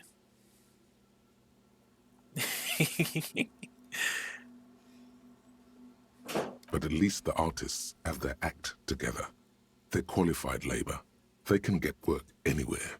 Graphic design, ads. The programmers are doing fine too. I mean, they're programmers. The writers, though, they're fucked. Damn. I just have to find out what caused that data loss and be done with it. Still don't understand how it managed to wipe out the backup, when the backup wasn't even connected to the front. I know. Everyone thinks it's impossible. They say I must be lying. I'm here to set it right. A data loss. Seems like something to do with radio computers. Unfortunately, I don't know enough about them to understand what the author is saying. Something about the backup data getting destroyed, and how everyone thought it was the author's fault. Let's just keep reading. Artists, programmers, Lexi. Who are these people? I think these people worked in the radio computer games business. The one we saw in the Doom commercial area. They must be our former co-workers. Read the fifth. 12th of February, 51. Brought some food from the grocery store. Apparently, there's a strike going on in the harbor. Definitely not happy to see the Martinez people again. Everything's now set up in the church. Going to start working tomorrow, 8 a.m. The strike. We are nearing the date of the murder. Keep reading. I'm interested now. I want to know what's that radio anomaly that sent this person here in the first place. See, I might be right. There is totally a reason for us to get into this. 25th of February, 51. I've been sending data up to Lintel for a while now, trying to recreate the data loss, but nothing. Didn't even feel like logging in, the disappointment. But I did discover a curious audio-spatial anomaly at the back of the church. I've named it the Swallow. It swallows sound. Need to get some mics. Is she talking about? 28th of February, 51. Yes, the first recordings confirm that the Swallow is real and I'm not just losing my mind. It's a pillar of silence with a diameter of approximately 3 meters. Seems like the higher I go, the less I record. This might be a coincidence, or it could be connected to the data loss that led me here. The pillar of silence. She is talking about the silence. Is she suggesting it's more than just an architectural quirk? But what could it be? The lieutenant doesn't answer. He follows your gaze, studying the basins. The water shines in them. No ripples. March 51. Some kind of young disco men have appeared next to the church. I've been trying to record the silence to find the epicenter, but now it turns out I've also been capturing the future of dance music, one neo-disco song over and over again. Fortunately, the song is so monotonous, I was able to devise an algorithm to factor it out. The other day, one of the disco men came in. Before I could even say hello, she got scared and left. Good. I don't want anyone distracting me from my work. She must be describing herself. The girl on the ice? Sounds like her, yes. March 51. I got a call from the repeater station. Someone has tried to access the radio computer in our old office in Martinez. Can't do anything about it. The storekeeper still doesn't want to let me inside the building. Thinks I'm part of some kind of curse. How Martinez of her. That's me. I'm the one who broke into that radio computer, and the shopkeeper must be Plaisance. I knew it wasn't a good idea to meddle with that machine. March 51. A new 2-meter aux cable. Noodles. Crackers. Ping energy drinks. Water. Toothpaste. Gum. Also some canned air. Your reading is interrupted by the sound of the church door opening. A strange woman makes straight for the radio computer. Jeez, that, not gonna lie, that sound kind of scared me.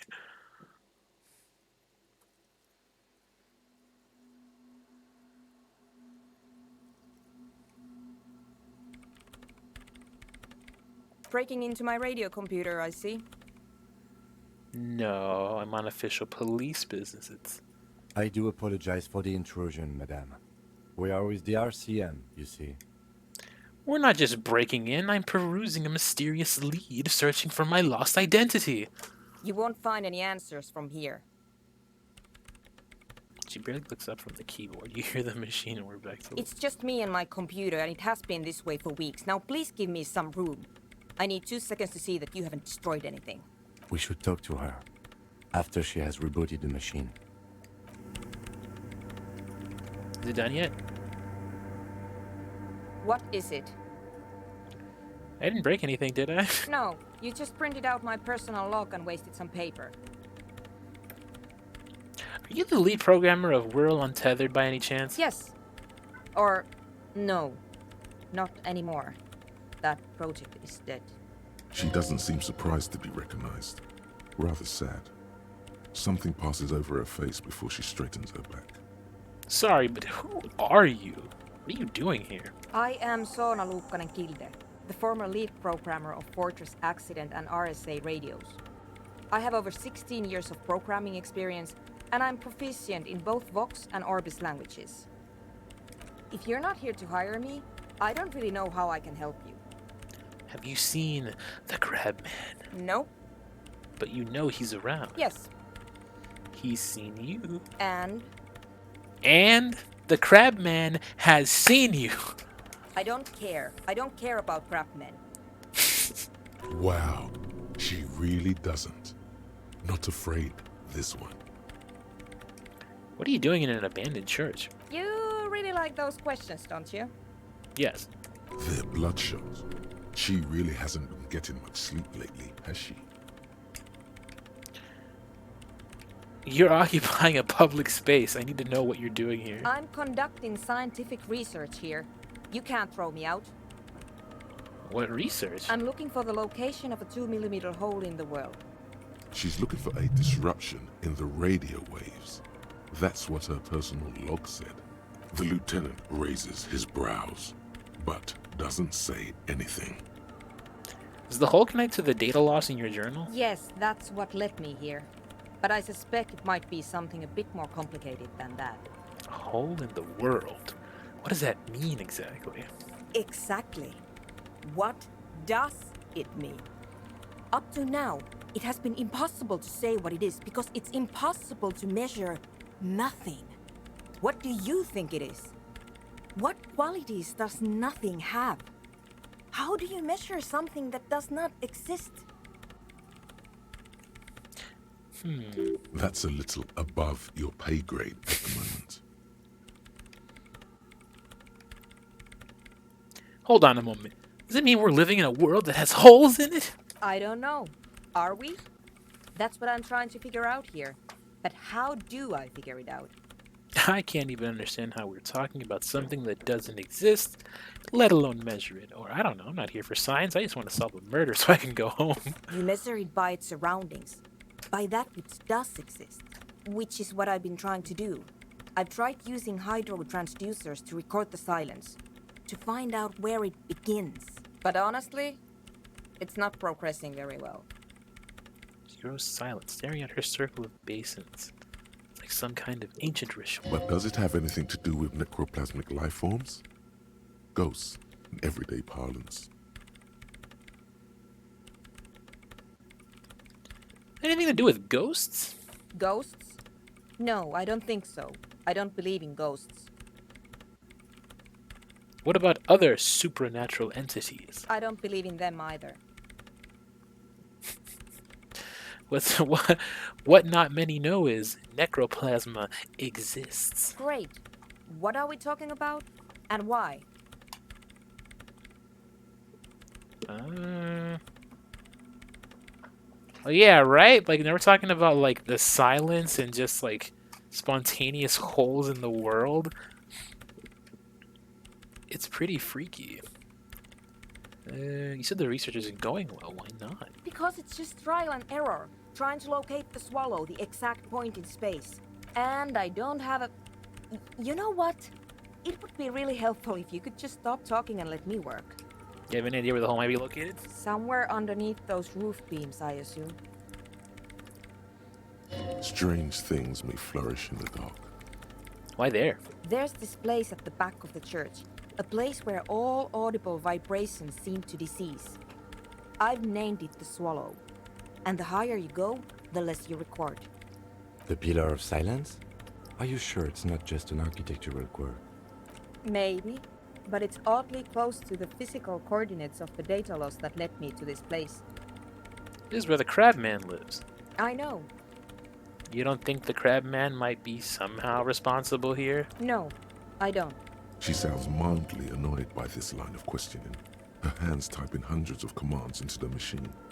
Well, that's all I wanted to know about the scary 2mm hole in the world. For now. Great. Thanks. How do you feel about anodic dance music? What? I hate it. Oh wow, that was quick. Why do you hate it? Maybe I'd have to be on drugs to get it, but to a sober mind it just sounds like uninspired rug whipping. No idea what it has to do with either dancing or music. Right.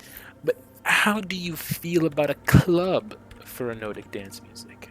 This is about those speed freaks in the tent, isn't it? I've got some news for you. It's not a nightclub they want to build here. Yeah, what, you think those teenagers would lie to me? I'm an officer of the law. I'm unliable. What do they want to build then? Take a guess, why don't you? A petting zoo, a place for animals. I can't believe they got you so easily.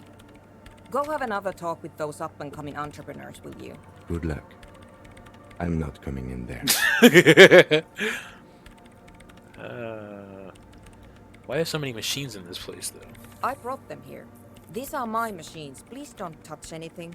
I need an antenna. I use the AR-1 as my RAIN Prefect's processing unit. I don't understand. RAIN Prefect is my radio computer. And that antenna is its processing unit. Yes? You really don't know anything about radio computers, do you? Nope. All right. Well, all radio computers perform operations up on air. So in order to gain more processing power, you need to invest in a good antenna. Wait, what's on air? On the front. The unified front of radio waves. Licensed and controlled by Lintel in the East Insulindic region. It's in one ear, out the other. Raphael Ambrosius Cousteau has no time for such details. It's all around us. That's what on air means. And the AR-1, is it a good antenna? I guess it is. So far I've been quite satisfied with it. Martinez is an unstable region with bad coverage and the operation has been surprisingly stable. But it's not the cheapest one on the market. So I wouldn't recommend it for your regular red tape operations. Fraser 1000 is a foolproof line for civilians. Anyway, you should do some research before you decide to buy anything. Ask around, compare the prices. There are many milieus dedicated to that sort of thing. She liked telling you this. It calmed her nerves.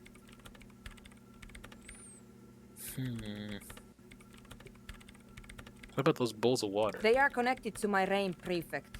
Whatever you do, just please don't move them, okay? Thanks. What are you doing with the radio computer? I'm working. Working on what? Could you just... for a moment? Or get to the point. I really need to focus on something. Focus on what? It's not just rudeness. It really is hard to concentrate on whatever she needs to do. And you're not helping. Alright, I'm not trying to touch anything. Next question. Great. Alright, I'll leave you work in peace now. Well, I can assume how she got outside is a giant hole in the wall. In white, silver, and apricot faience, the young mother of humanism stands above you. A crack runs across her body. She is impossibly tall, oval-faced and sad. A dark and radiant majesty. This is her innocence, Dolores Day. Cradled in her arms are a pair of glowing lungs, clearly visible from underneath her flowing dress. You should kneel. No. Cold wind seeps in from the crack in the glass. Snowdrifts cover the floorboards at your feet. Above, you feel her multicolored eyes on you, inspecting you, as if under a microscope. No, I am not your bug. As that bitter thought passes through your head, the lieutenant draws an X-shaped cross from shoulder to shoulder with 3 fingers. I'm not doing that either. Good call. She left us all in the shits. Don't give her a single thing. Just stand there in the apricot-colored light of the window, secretly grinding your teeth. The woman smiles her distant smile, unmoved, struck in half by the crack in the glass. Serves her right. She only cares about her sovereign's orb and her silk robes and getting to the aerodrome on time. To leave. Let's see, can I get this? Despite the damage you've done to yourself, the title appears lodged in your hippocampus. This is her innocence, Dolores Day.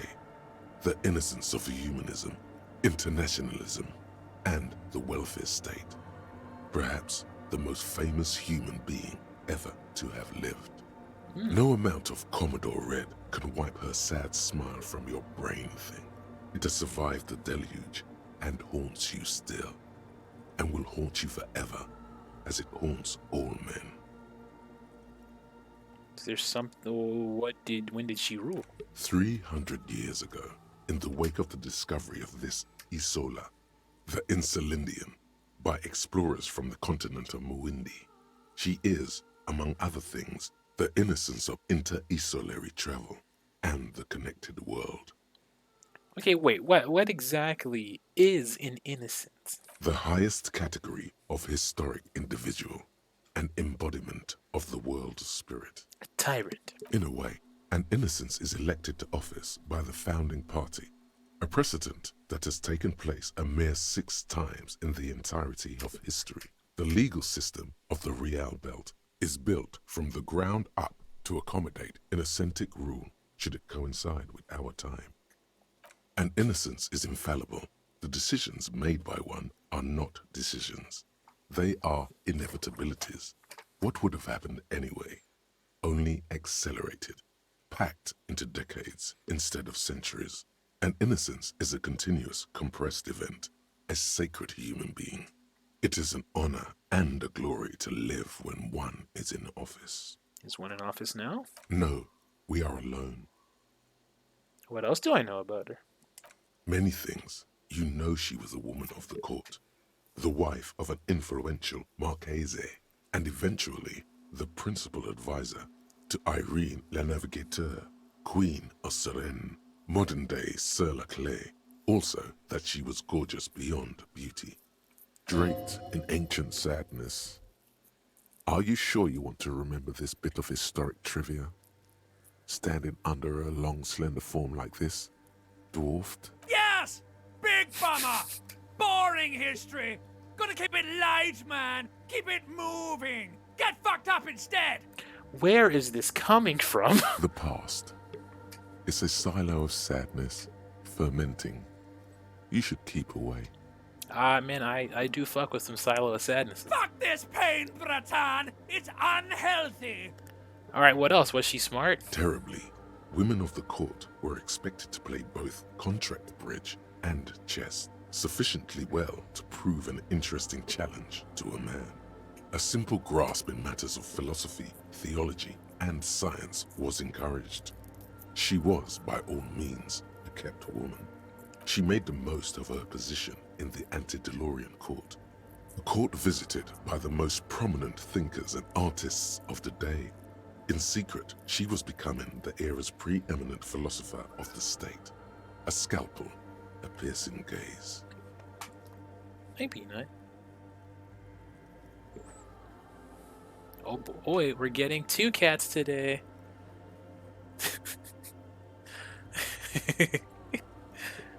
Peanut, come on.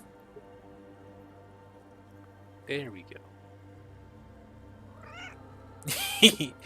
Peanut, say hi. Peanut says hi, everybody. She was an almost preternaturally magnetic and intelligent individual.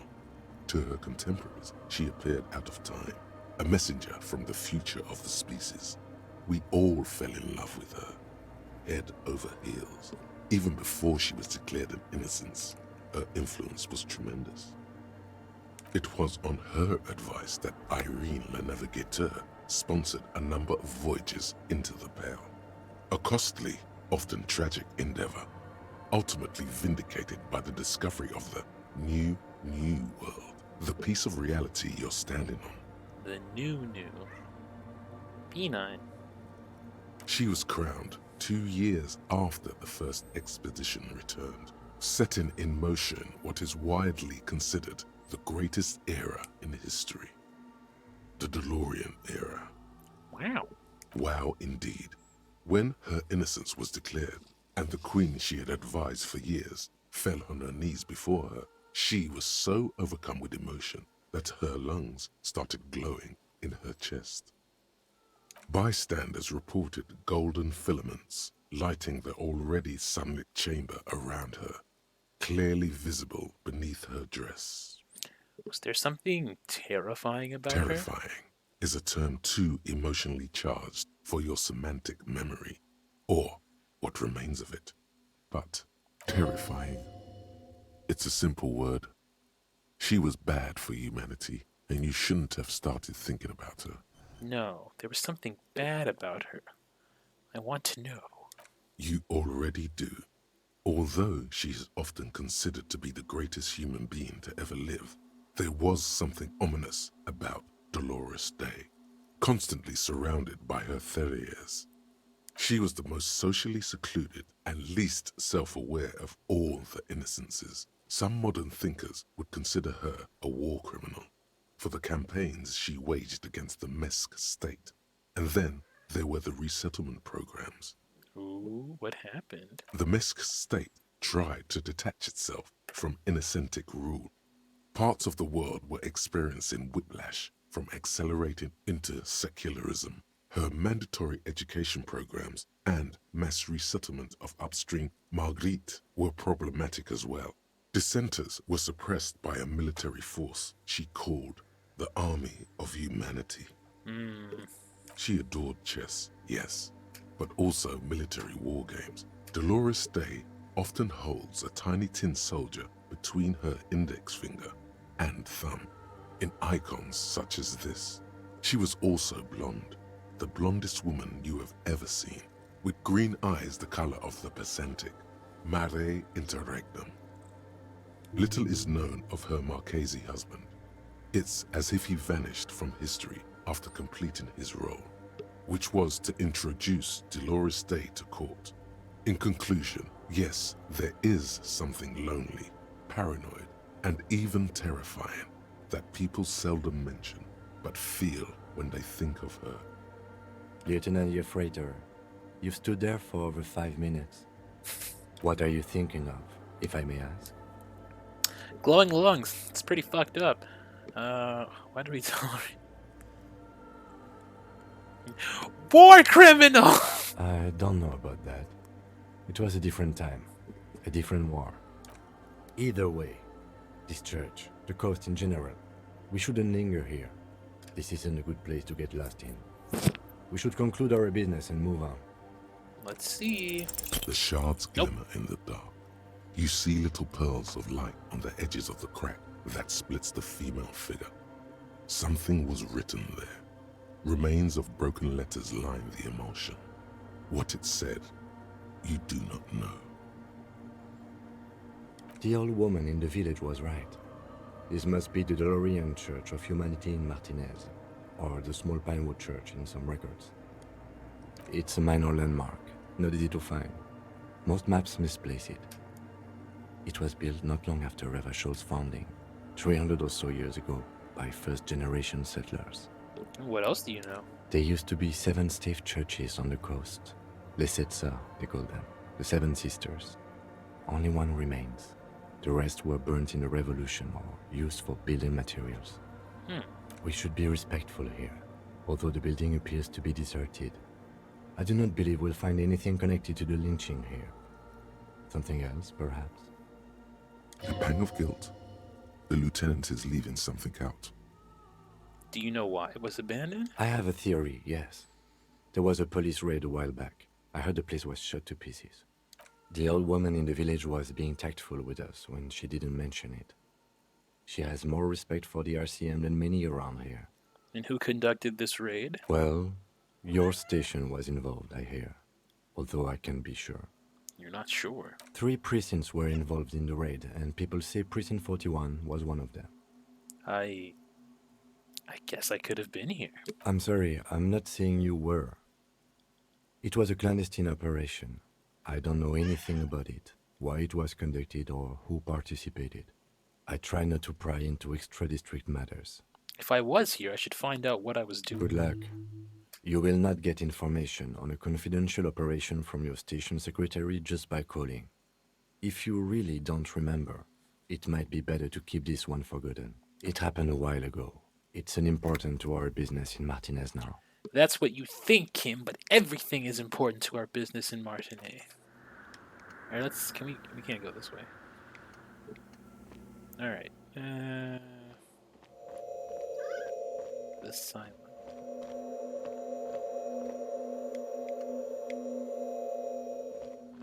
The crab man is gone. Okay, so I guess now's a good time as any, since we have to make a little trek back. It's time for tonight's talking point segment. So, what am I talking about today? Peanut, why don't you introduce the subject?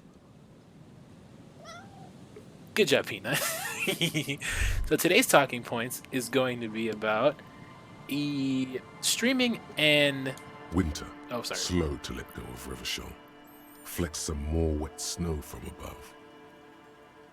The snow falls lazily, making the beach sand paler still, mixing with the rust-colored sewage runoff.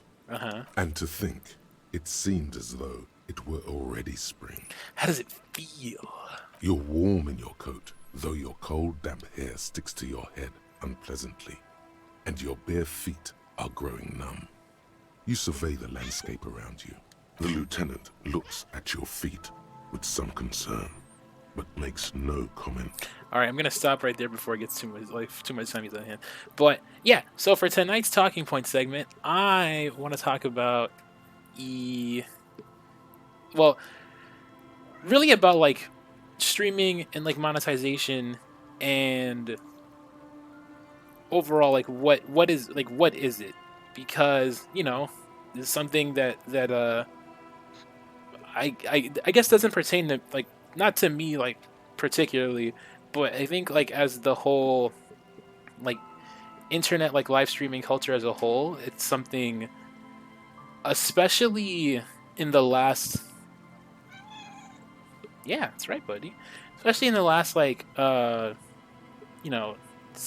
years, I think it's really become more of something that people are aware of. So I had to do 2 things. I had to read 2 segments, and then I also watched like a portion of a charity stream.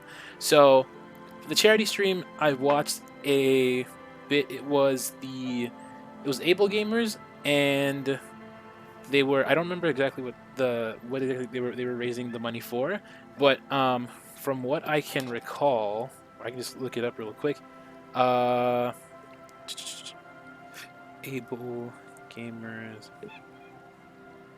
Right. So Able Gamers, what they are an organization that is really dedicated into making it so that people who are like differently abled are able to still like interact and play with video games, usually by you know like funding, doing like different things like donating money to like organizations that create like devices and interfaces, so that they make like partake like into video games, even though they may not have the the same functions, like the same like motor functions that you that you or I have. So it was really interesting because I watched their stream, and it was actually a live stream on uh, Total Biscuit's channel. For those of you who don't know, Total Biscuit was a YouTuber who he passed away in 2018. I believe that he had right. He passed away from bowel cancer. Um, and it was really interesting that that stream archive was on his channel, because although I'd never watched his content, I did at least heard of it, and I remember like reading the news like when he passed away.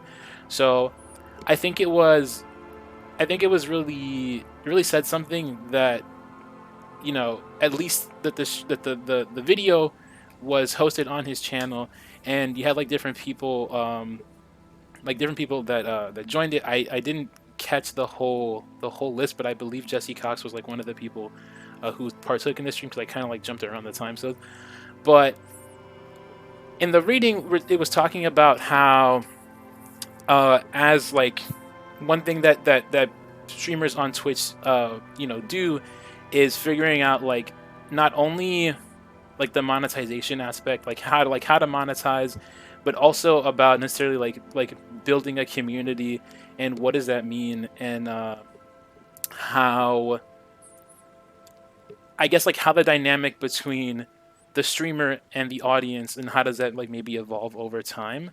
So one of the takeaways that I got from it was that, uh, and this kind of relates to what I was talking about yesterday, in a sense, is that when it comes to like streaming, there's this level of interaction that you don't get in like your regular entertainment. And I remember like in the reading, one thing that they mentioned is that a lot of the streamers that were interviewed for this particular segment, they didn't like refer to themselves like as like celebrities, or anything like that. Even like the more like top streamers. Um, and I think that was really I really liked like reading that, because it's not the same, like even though you have internet like personas, um and those who are like really top earning on these online spaces, what separates them from your typical like Hollywood celebrity is that you're engaging with the content, and most of the time, not all the time, is that you're engaging with that person like they're like right there, and then they can respond to you, and then you can respond to them, and so on and so forth. And getting that, like having that space that you can feel, and having that area, that community area, so that you have the content creator, you have the people as part of that audience, and how it all comes together can really be like something I find, it can be like really nice, and in some cases it can be like beautiful. Like, there was one example in the reading how the streamer who just opened up about like personal struggle that she had been going through, and that she was worried about how would be perceived, like how her audience would perceive her, because she hadn't really spoken about it, and she was worried that because she was being like vulnerable uh with her audience, and like saying that they would react negatively, and in fact it was the opposite. And the community, that her community, uh you know like took the time to like reach out and like tell like, hey, it's we understand, it's a lot the stuff that happens, and it sucks that you're going through that. And then hell, it's crazy, because now I feel like it's like in the thing that's like, I feel like that I'm going through a similar situation now, and it's like it's inspiring to have someone who has gone through something similar, and then see like what they look like on the other side. And it's some things like that that make me think, hey, maybe the human race isn't, isn't doomed to fail, just in its entirety. Still got a lot of work to do, but it's little things like that that just it gives me like little bits of hope.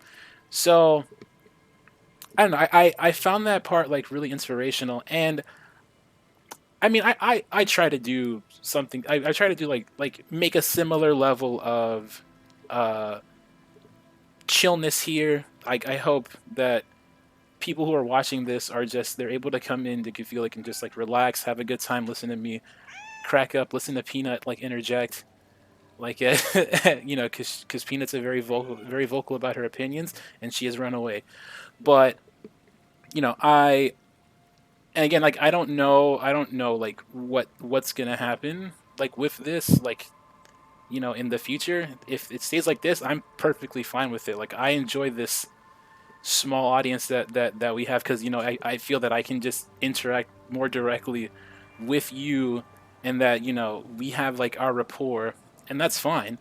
um for people who have like their larger groups, like their larger audiences, like it's definitely a lot. And that's something that it's mentioned that was mentioned when I was reading too, is that you have like all of these people who are running like these larger channels, and they have to wear like so many different hats. Like they have to be like community engagement, they have to plan the stream, they have to like do software support. You have people who like have to edit their videos if they're doing it like on YouTube, and that's a lot. And it really makes you think like once you're someone who like dips your feet in it, like wow, like it's not easy.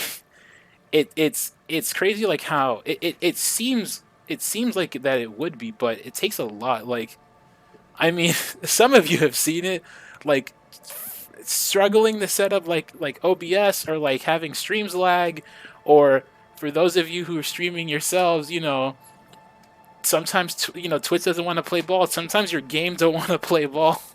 Sometimes your recordings come out fucked up. But it's a lot. It's a lot of work, and you definitely have people who put more work into it than others.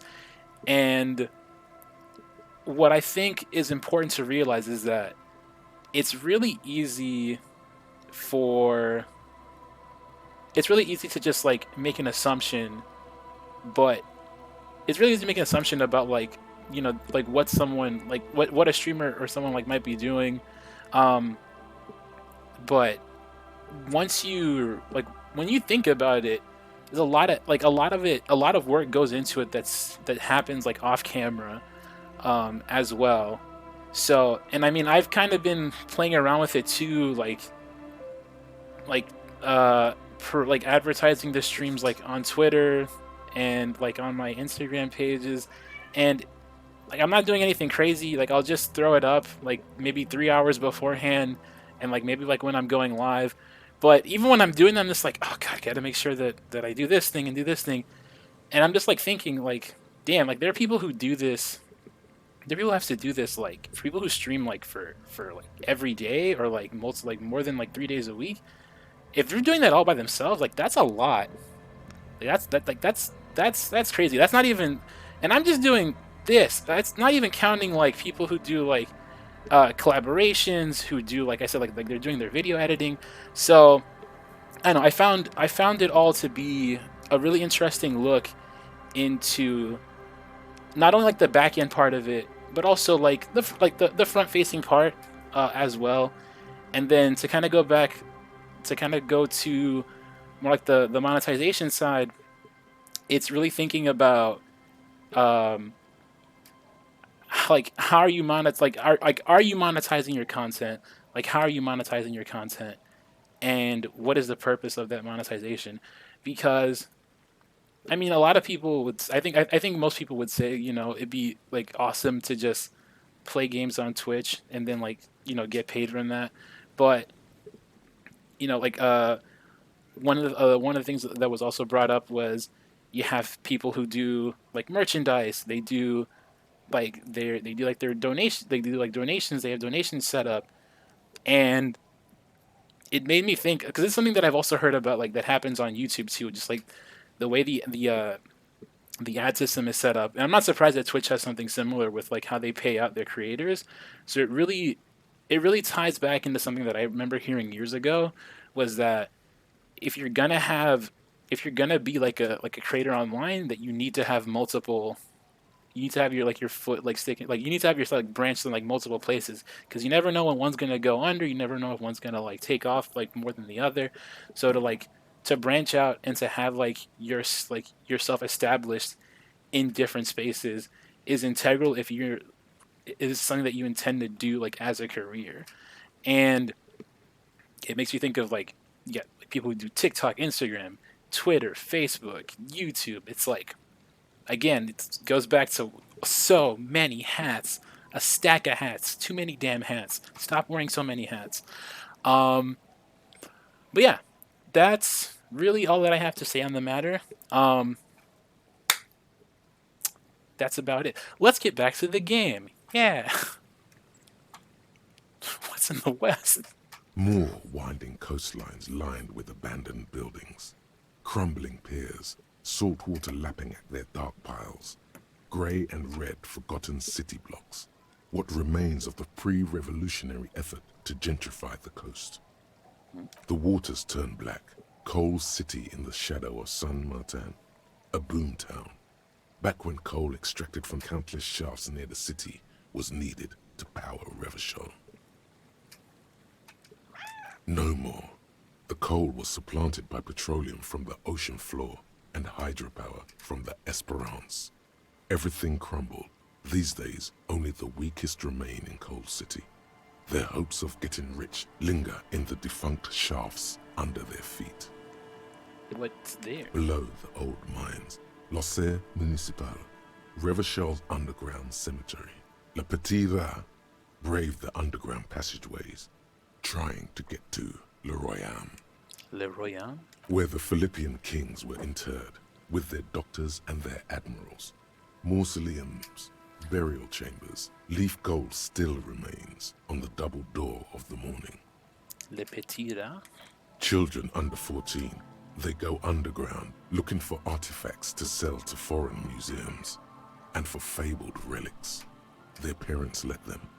They go deeper. After rubies, melchiorite, lapis lazuli, plundered from Safle and Seol during the time of the suzerain. In the burial chambers of the kings, Grand Old Philip, Guillaume II, and even in the mausoleum of Philip the Opulent. 2 kilometers underground, in a winding shaft along whose walls mirrors have been placed, so that daylight may eternally fall upon the richest of all the kings. The mausoleum contains untold quantities of gold, and that special, purest of the pure magenta cocaine, favored by Revacholian royalty. Gotta get that cocaine in. Did someone say untold quantities of cocaine? Of course. Drop everything immediately and go looking for this hoard. Deeper. After rubies, melchiorite, 2 kilometers underground, the mausoleum contains untold quantities. Did someone say few Petit Rat return from the shafts? Even fewer find what they're looking for. A small child steps out of the black tunnel with silver trinkets in her pockets. All around her, white snow on the extinguished coke furnaces and on the weather-worn shacks where fathers beat their sons after drinking. The snow melts on your fingers, turning to water. What's above? Coalition aerostatics hang like apparition under the cloud cover. Occasionally, lights flash as they maneuver through the falling snow. What's below? Layer upon layer of sand, poisoned with industrial runoff. The storm drainage, hidden bunkers. Rats scuttle. Tell me a secret of the sands. Someone stuffed a big old polar anorak into a concrete pipe under the boardwalk. It would keep you warm. You will probably never happen across it, but who knows? What's in the south, The raised motorway, 881, separating Martinez from Jamrock. Vehicles whoosh past one another day and night, while those who reside in the labyrinthine alleyways beneath the motorway attempt to carry on with their lives in the snow and the slush. And south of the 881 is the Pox. Was once a park, a place for reflection and recuperation for the patients of the old military hospital. In the 20s, it was used as a quarantine center during a measles outbreak that killed many children. Most everyone has avoided the hospital and surrounding park ever since. The pox is completely wild now. Evergreen thickets covered in snow and industrial dust. Feral dogs and even wolves roaming in packs. The police try to keep the deepest corners cordoned off. Heavy drug users do slip through and hole up in the old military hospital, hoping to find something to get high on among the hastily abandoned supplies, or just to overdose in peace. Farther. A line of motor garages with armored carapaces hunched in the cold.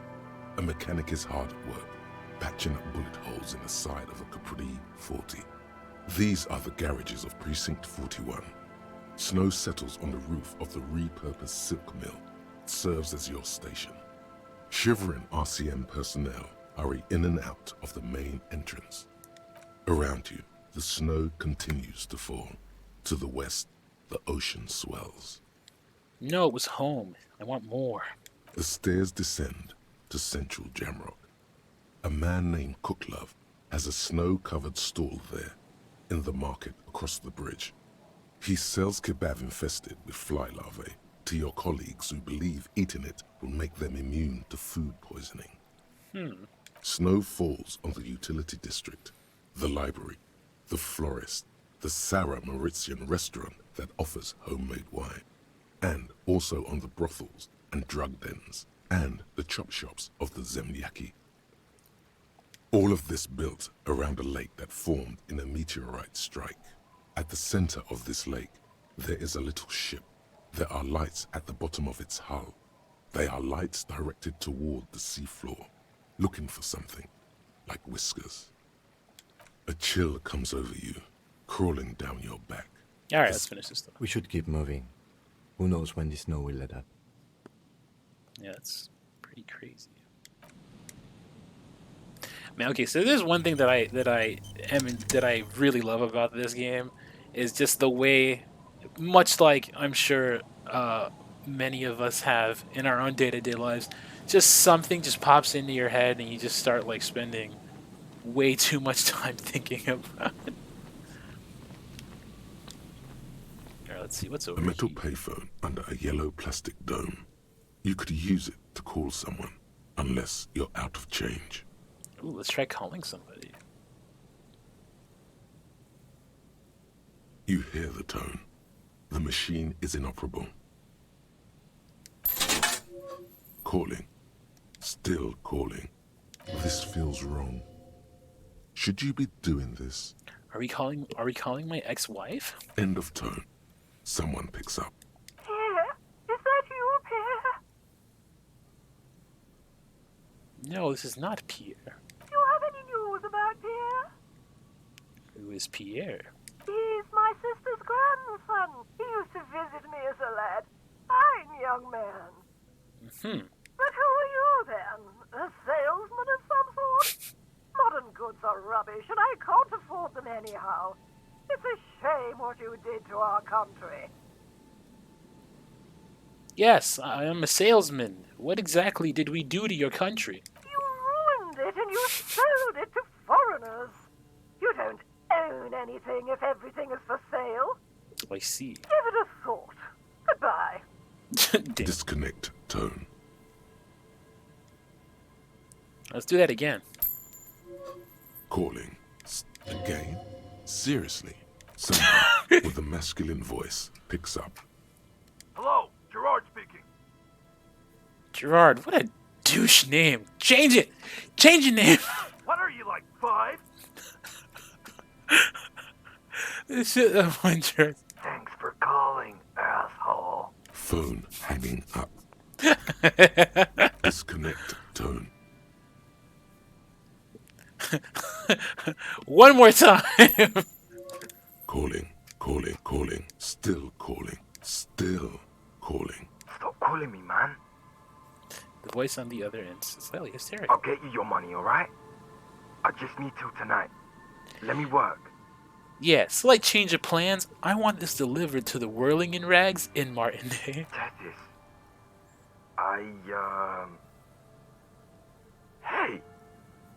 You're not Tethys. Screw you, and don't ever call here again. You're fucking with some serious people.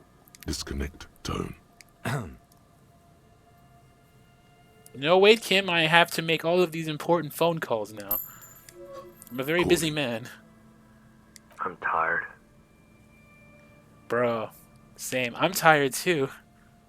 If I could go just 1 month without writing, no, 2 months, I could regenerate my brain. Fucking liberalism. The man disappears with a sigh. You do not hear the customary disconnect tone, just silence in the handset. The machine is still waiting for you to dial a number. Lucky you, the call went too fast for the payphone to register. You can still make a new one without paying. Hell yeah, let's roll that dice.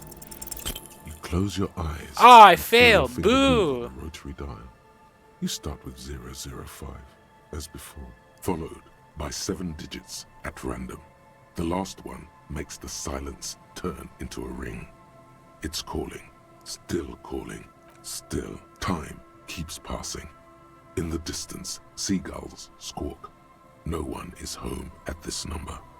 But the coin, it's still in there. You find yourself thinking, what were you trying to achieve by closing your eyes? Did you want your muscle memory to take over and call somewhere? Yes, Where? exactly what I wanted to happen. His own heart. It's really time to stop this now. Excuse me, mental voices. I decide when I am done, not you. Yeah, Bratan, we've had all the fun there was to have here, and it wasn't much. Fine, whatever. I'll leave. Not because you want me to. Someone must have worked hard to smash the plastic down. Oh, what's this? You can imagine why calls become terrible sometimes. Ooh, a town? Buzz whom the electricity flows through the wires with audible power. Let's take a gander, shall we? Coin-operating weighing machine hasn't been used for decades. Some stuff. Megabino's prescription meds. Vagrants. Let's see. Makes you fruit. Vagrants have tried to make the boardwalks habitable. Man, I am like way out to the distance. I wonder if I can find this lady's husband. The smell. It's awful and familiar. Isn't it just rotting fish? Don't be naive. What is it then? Don't you recognize it? That hideous pungency. That faintly cloying sweetness. Only death smells like that. Something cold wakes in the pit of your stomach. Fear. Kim, what's that smell? The lieutenant has already brought a handkerchief to his nose. Eyes up, detective. Something's not right here. Ooh, I'm getting chills. Are we gonna find a dead body? Careful there. The floorboards look right at me. It's gonna be like some Danganronpa moment. Yeah, yeah. Oh. Oh, is that? I thought that was a person. Oh, this is a person. A man lies on the boardwalk. Ooh. His limbs bent and neck turned at an unnatural angle. Right next to him is an empty bottle of spirits. In his cramped hand, a chewing gum wrapper. Half of his body has slipped between the cracked boardwalk, starting with the right leg. The fall has left him broken, contorted like a sad puppet. Oh. Hold on. Lieutenant squats next to the corpse and examines his face. 2 bulging eyes stare back at him, void of any signs of life. Lividity is faintly pronounced. Whoever this is has been dead for 2 days. No longer. We need to investigate. See, Kim, and you didn't want to come to the other side of the town. And look, we found another dead guy. Another dead body. This is your job. Steel yourself. Calm now. Carefully. Just another day. Just another dead body. Breathe. All right, study the surroundings. There's some dried blood on the metal bench, right where the corpse's head rests. The floorboards are rotten and slippery wet around the hole. An empty bottle lies nearby. A chewing gum wrapper is clutched in his fist. Step on the They floorboards. screech under your feet ominously. It's hard to say whether the dead man's weight was the cause of the boardwalk to break. It definitely looks fragile. Examine the bottle. A .75 liter Tallulah vodka with its cap missing. There's hardly anything left inside. It's mid-market spirits with a slight touch of menthol. The man meant to enjoy himself, have a good time. Tear all around us. He looks at the other bottles. Then at your yellow I'd plastic. prefer if you didn't collect them this time. It's not proper. True. It feels disrespectful. Examine the chewing gum. Grabowski spearmint chewing gum. Green leaves Jubei. on the cover. Get down. The man's mouth is half agape from the terror of the fall. Look The in. blackness of death. Stench. You think you see white chewing gum too. He ate the whole pack, right? It's to cover the smell of alcohol before going home. The worst thing is, I've seen it before. Almost the same scenario. Even the chewing gum. It's always the same. In a ditch off a road below the 881, he thinks. A young father. Then he shakes his head to make the memory stop. Examine the man's head. A dried chunk of blood covers the hair at the back of his head. An open wound. It's sticky and cold to your touch. This is where he came out of himself, drop by drop, when he was unconscious. It took 3, maybe 4 minutes. So he bled out. I don't see any other major wounds, do you? No, just this one at the back of his head. Seems like the head wound was fatal. It's exactly the shape of the bench. The entire boardwalk creaks in the wind as you take a step back. Study the The man man himself. has fallen through a crack in the boardwalk and hit his head against the metal bench. Coagulated blood covers his black hair. One of his feet is still dangling through the hole. You have to be quite inebriated to fall that bad. Well over a liter of pure ethanol. 3 bottles of wine or 1.5 of spirits. His expression is dull, like the sea behind him. Drops of water shining on his mustache. His eyes, empty and wide, look frightening in their frozen gaze. Height, 170 to 175 centimeters. Curly hair, stout build. Age, approximately 50 to 60 years. He was confused when he died. Confused and alone, most likely. Overcome with the awful surprise of it all. He was just about to head home. The first step back home proved to be his last.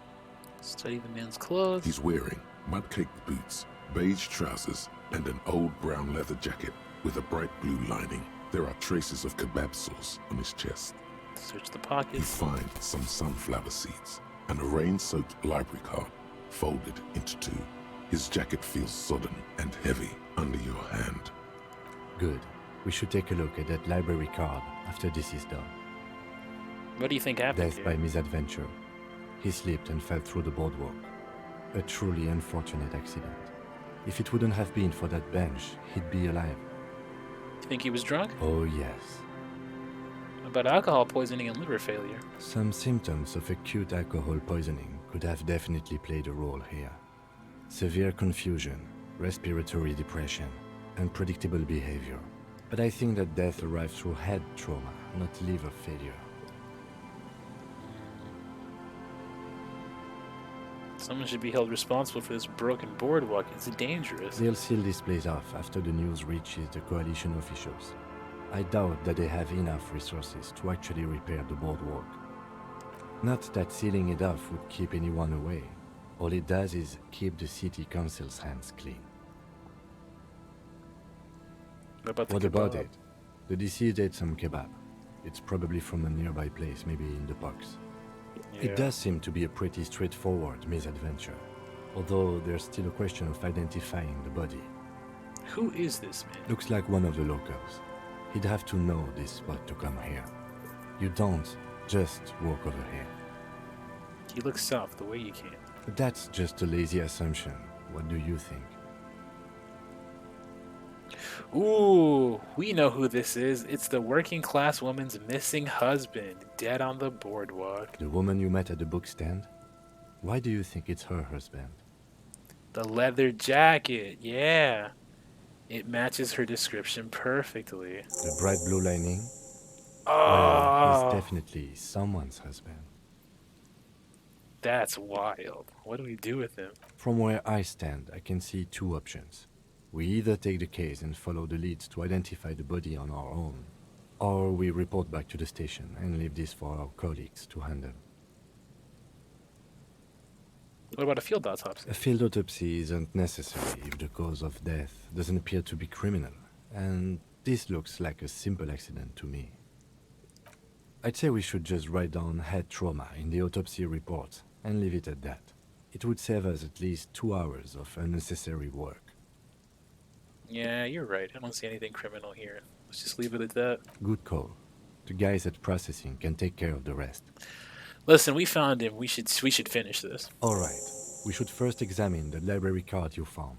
Then we can call the station from my kinema. Let them know we are taking the case. Alright, let's see.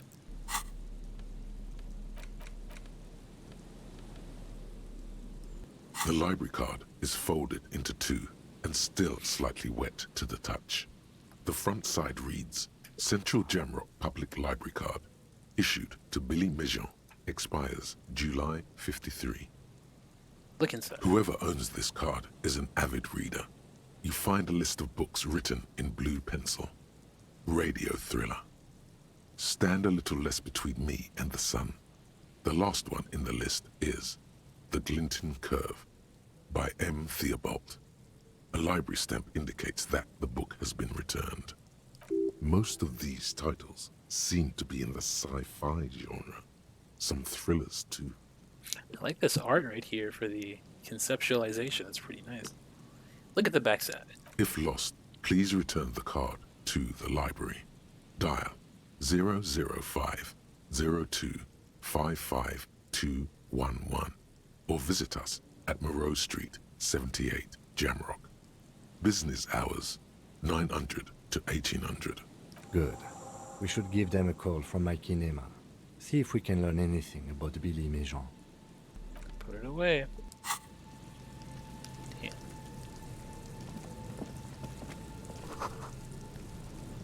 Coin operated has been out of plane for years. There's some tear, an empty cigarette package, and a crumpled kebab wrapper in the trash bin. You see traces of mayonnaise and ketchup on it, as well as a tomato wedge. The wrapper reads, Shish Kebab Revachol.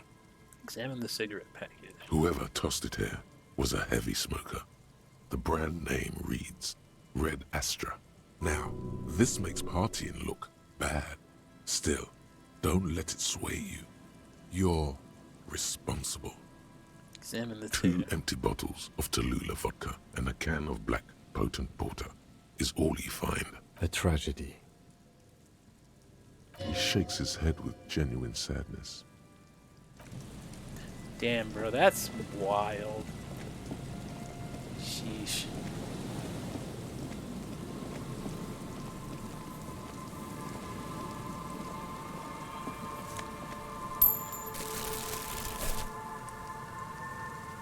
What's up? Someone has left an unidentifiable article of clothing on this railing. It smells really bad. Take a closer look. It's streaked with dried seagull shit and tangled with pieces of seaweed. A dangling arm suggests that there might be a jacket beneath the crust of filth. Please tell me you're not taking that with you. Maybe a clue, Kim. Jeez. A clue? You think our suspect is a seagull who's been defecating on unsuspecting jacket? Could have been multiple seagulls, sir. Excuse me.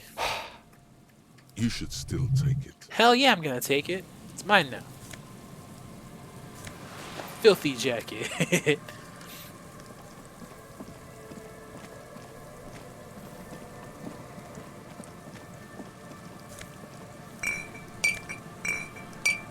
I mean, that's not a tear. Alright, is there anything over here?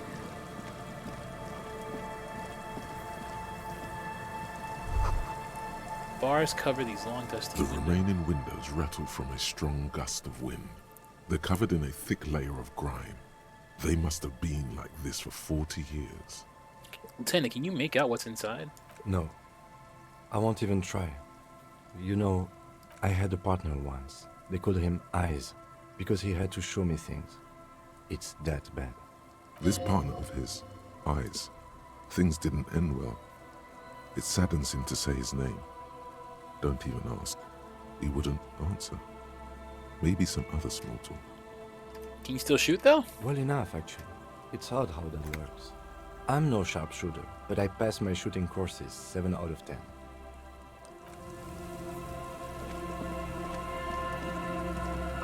Necessity-driven architectural design that's foreigners. And Mikhail noticed the windows, especially with how there are no windows on the south side. This was to deal with. Blonde man stands next to his son, pointing to the weather-worn ruins. He sees you approaching and smiles. You officers, come to investigate the historic subtext of West Martinez? I'm Tran Heilostam. You must be Kim Kitsuragi, right? I was just telling my son about this building. Not a lot of people realize the significance here. Bro, 10 out of 10 are low XCOM odds, let's be honest. Nice to meet you. Hold on. Hypertext? Yes, hypertext. Young Carp and the collection of cultural hyperlinks. He's just making up fancy words. This doesn't mean anything. Wait, you and Kim know each other? No, I can't say that we've met before, but I've heard of Kim, of course. Mikhail, say hi to the officers. He rests his hands on the boy's shoulder. The child stays hidden behind the hem of his father's coat, clutching to his worm-themed coloring book. Mikhail's a little tired today. We spent all night trying to run Orbis on his radio computer. Have you heard of it? It's a programming language used in Grad. Quite tricky, but he wanted to play this Grad-made adventure program. We've been getting really into worms lately. But I assume you're not here for giant worms when there are so many real things to see. Just as I was telling Mikhail before, this is where the Coalition landed in '08. We could be standing on what is the most interesting landmark in Revachol West. This man is your half-brother. You feel it. But why? You look like someone who has money. Do you have any money? I do have some money, yes, but that's not what's really important here. Give it to me. He's not gonna give you money. What are you doing?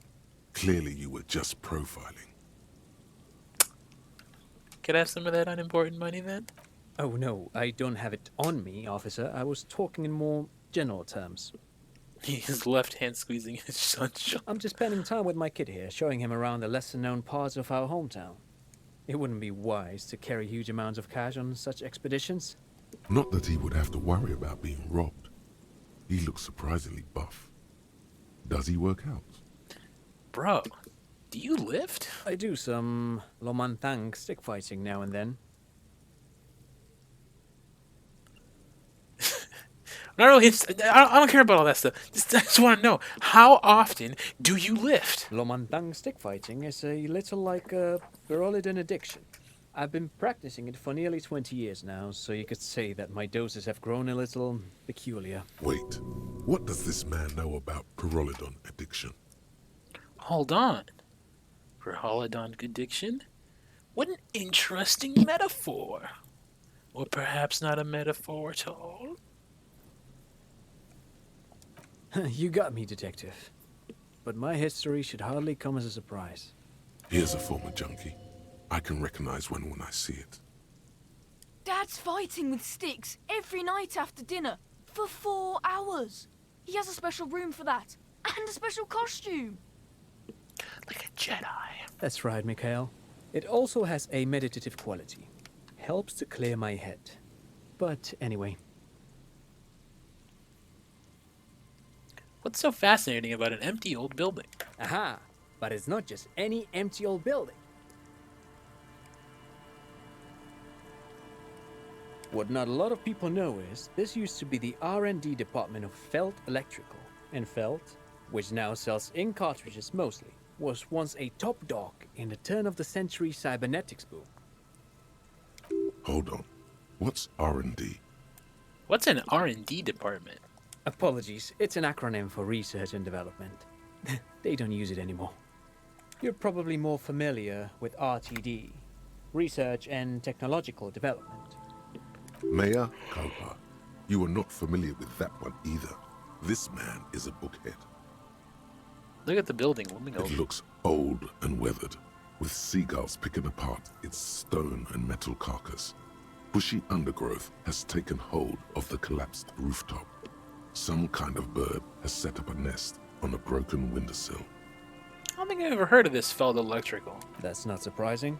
Only a vestigial ink cartridge and ferrotape manufacturer remains. They started out as a midway electronics outfit in Königstein 2 centuries ago. After an aggressive move to Revachol, Feld became a global player in the emerging personal electronics market of the pre-revolutionary era. Still, Tricentennial was beating them in business machines. But Feld had an ace up their sleeve. Or should I say, they were developing an ace up their sleeve? I'm mixing my metaphors here. And what was that ace? It was here in Martinez, possibly in this very building, that they developed prototypes for a tape computer. Tape computer? An elegant folding mechanism of rollers and ferrotape ribbons, portable enough to be a take-it-home solution. Revolutionizing business machines, possibly even bring them to the average consumer. Which is a feat of engineering even today's giants, Rehm, ICN and ZAM, haven't achieved yet. What happened? Indeed. What? The revolution!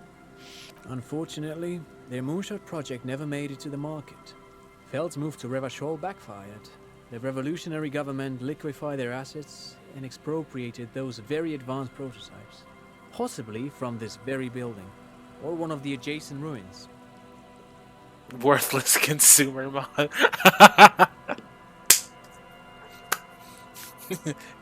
Bringing it back to Sonic Heroes. We love to see it. Nice. All of this was built by Feld, even the boardwalk. Wild Pines built Martinez proper as a resort for their middle management. Feld built this side of town for R&D. You're saying Feld Electrical built this boardwalk? Yes, they even built a pleasure wheel, but that got destroyed in the war. A pleasure wheel? Lieutenant looks wistfully at the horizon, as if picturing gondolas rising to the sky.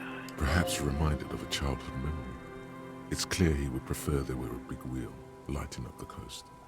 Yes, to lure in their star engineers. This part of Martinez was nothing but reeds before Feld arrived. They had to make the prospect of living here attractive. It was supposed to become a global center for innovation in cybernetics. But history had other plans. What happened to the engineers, the company people? Oh, I'm afraid it didn't end well for the boys. But this story is a bit too dark for little Mikhail here. Now, if you were to ask about tape computers... How do those tape computers work? Did they work like radio computers? Actually, no one knows. No one even knows what a computer made entirely of tape would look like. But word has it, they were very elegant, exquisite, alien-looking turn-of-the-century hardware.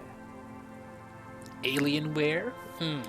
10 years ago, I did a little freelancing, I guess you could say. I was a special consultant for an exhibition at the Wompty Dumpty Dum Center in Vredefort, Oranje. It raised the same questions, and we had lengthy discussions with Paul Ockerman, who was head curator at the time. This was before the twins Keith and Guy Hughes joined the team, trying to... He did it.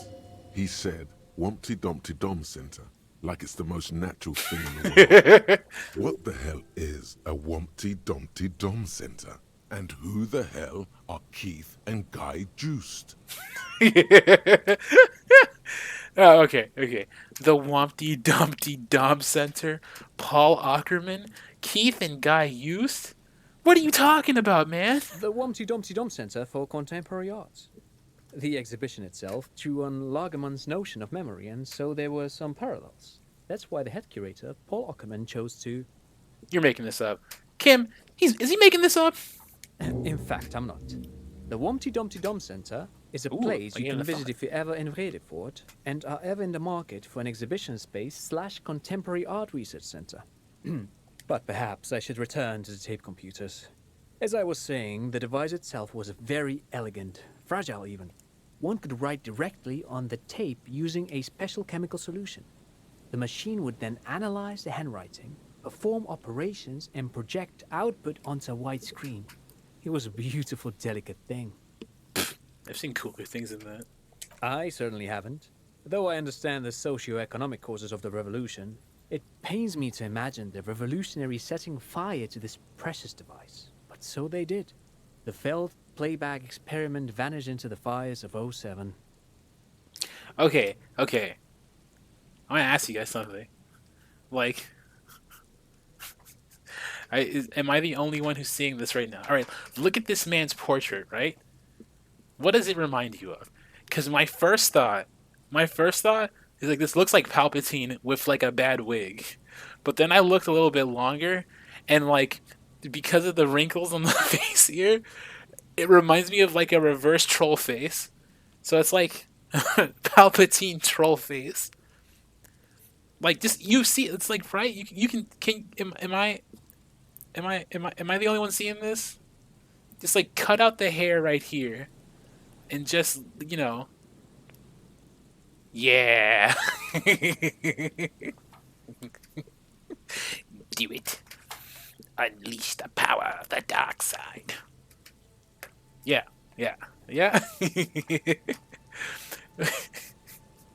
Palpatine and his son. Yo, this whole game was a prequel for Rise of Skywalker. Boom, I solved it. This is Palpatine's secret son that just magically appeared. It all makes sense now. Trant Hiddleston, that's a fake identity.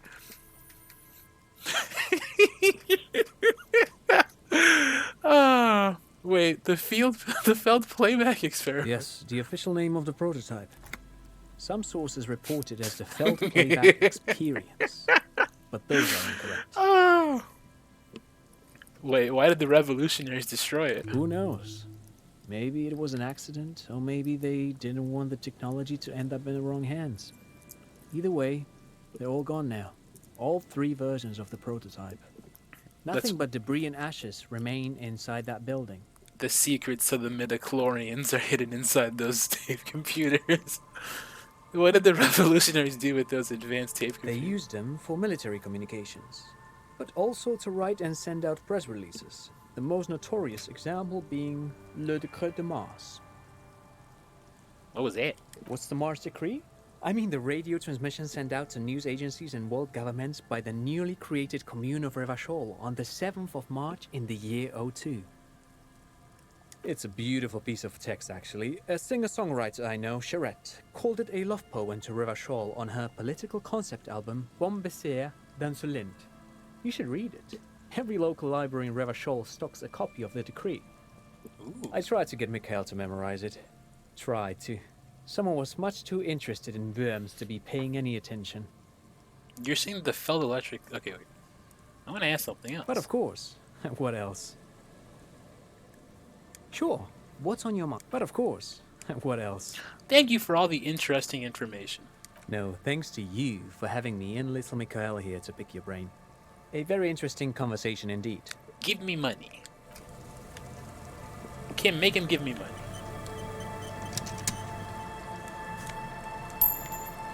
Alright, that's something. Fence blocks the path. Can I go up this ladder? I guess not. You see a once bright mural towering above you. The signage has peeled off over the years, but you can still make out Feld Electrical R&D. Well, so much for that.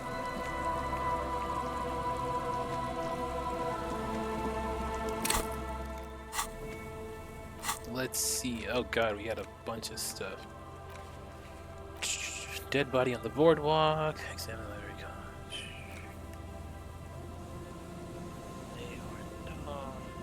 Okay. Man, look at all these. Oh god, look at all, our list of tasks just keep piling up. Oh wait, my face is covering them. Okay. Well, there's a whole list of crap that we gotta do.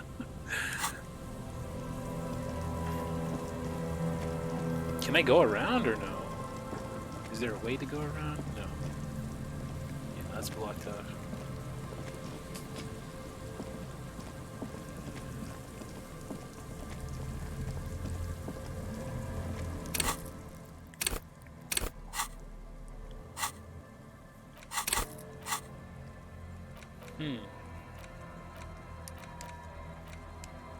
Okay, okay. Wompty Dumpty Dom Center. Interesting.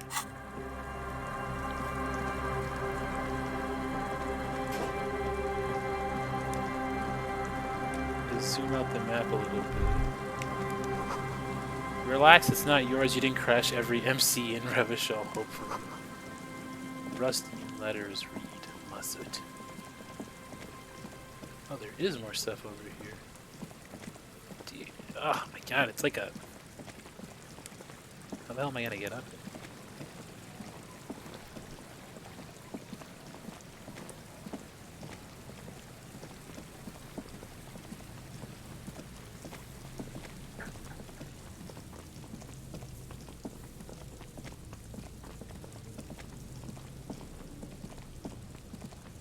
That's no fun. We're not like in a rush or anything. There's a dude. This might be the husband. The other husband. The one who's not dead. Here we go. Nice and yes! easy. No way out, little guys. Not out of this jam. There's a cylinder on the ground in which the man is arranging some netting. It looks like some kind of trap. He notices you. Who's there? Oh, the police. Hello, officers. Is that the police? Why are the police here? Don't worry, Gary. I'll handle it. You must be Morel, the cryptozoologist. To what do I owe the pleasure? Lena sent me. She's been really worried about you and is waiting for you. Man to man, you shouldn't leave your woman unattended in the cafeteria surrounded by communists. I mean, there's only one answer to pick, right? What? The lieutenant sighs at your flagrant misogyny. Yeah, Kim, I know. I know. The cryptozoologist's companion says nothing, but nods approvingly in your direction. Yeah, so that's what this is. Lena sent you. Can't say I blame her. We've been here for days. That darn water lock is broken, and we can't go under the 881. Yeah, that was me. I broke the water lock with my motor carriage, but it's fixed now. You can go back. No, I'm gonna admit my mistakes proudly. You broke the water lock with a motor carriage? There was a billboard in the canal. Not a vehicle. It said Samaran Butter. No, it was all me. I caused your delay, and I'm sorry. But you can go back now. Did he say we can go back now? Yes, Gary. We can go soon. If you see Lena, tell her I won't be long. Sir, your wife is waiting for you. I just have to do one more round. See if the phasmid has taken the bait. Then we go in. He refastens a bit of netting that has come loose in the wind. For all his passion, this man is diligent and patient. You could learn things from him.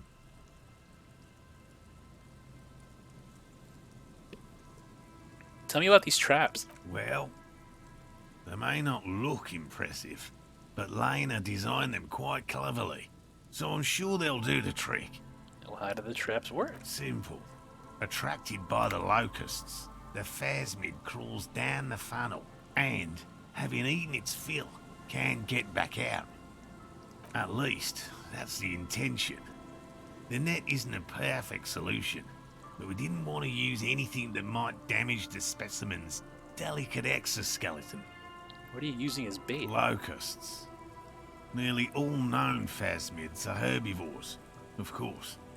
But we've hypothesized that the Insulindian phasmid might occasionally prey on other insects. Inside the traps, a number of locusts crawl and tumble over one another in a tiny, chittering swarm. What will you do if these traps don't work? They'll work, I assure you. The predatory hypothesis, using locusts as bait. accounts for the failure of previous efforts by other teams, which use plants. We have given this some thought. Let me ask you something else. Yes. What?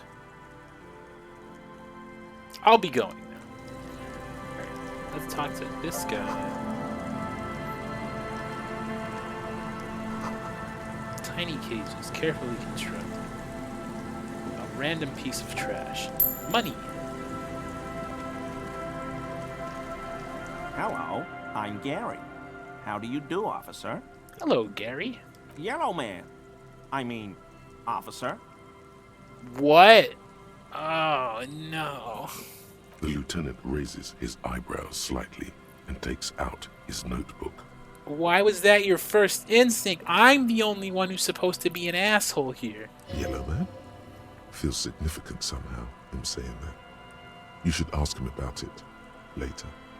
I'm just waiting for my friend Morel to finish up with his insect traps so we can return to civilization. The crypto-fascist. Okay. That is a title. Not a lover of the great outdoors? I like nature, just not this bloody coast. It's mostly drunks and degenerates that come here. Hey, that's my crew. Dark times will do that to good men. The crypto-fascist. This is... Oh, this guy peddles NFTs for sure. Serious question time. This man is no innocent. No one is. Is this your mug? My mug? Why would you think that? You said yellow man. That's not something many people go around saying. Really? I hear it all the time. All in jest, of course.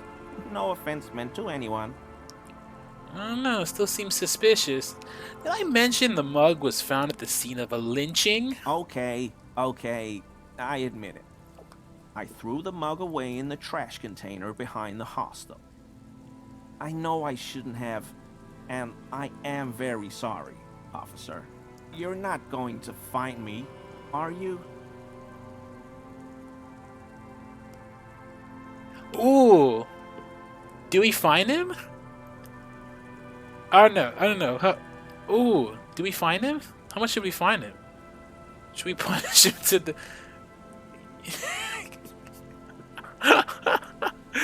Oh. I'm gonna go big. I'm gonna go 250. Oh, God. 250? How am I gonna pay that? Okay. I'll work harder. I'll pay it off. I promise. It's, in a way, admirable how quickly he composes himself after such a blow. This man digs authority, even when it's bullying him. And I'll never do it again. I don't know what got into me, really.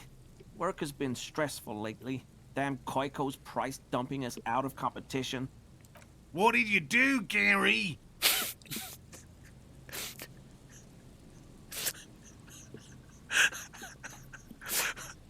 Nothing.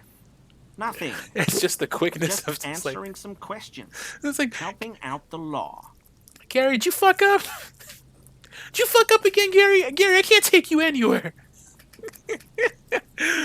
Here we go. Start pumping that sweet info. All right, how did you get into the trash container? I know a guy who works with the trash collection services, CS Municipal. He gave me a master key for the trash containers of Martinez. Why would you need to get into everyone's trash? Oh, damn it. So I can use the Whirling's trash compactor to store my own stuff. Garbage disposal is expensive as hell. The damn Bohemians run it like a mob. I'm sorry, okay? I thought I could cut costs. I shouldn't have. I shouldn't have disgraced myself. Disgraced? No need for the histrionic, sir. It was, after all, just a trash container. Gary, did you put the clothes of a murder victim, the man who was hanged behind the whirling in rags, into that trash container? Officer, please. Let me explain. It's not like that. Do? I was only cleaning up. I live right across the yard from where he was hanged, and I saw him stripped naked. All the clothes lying around in the yard, smelling. People are animals, you know?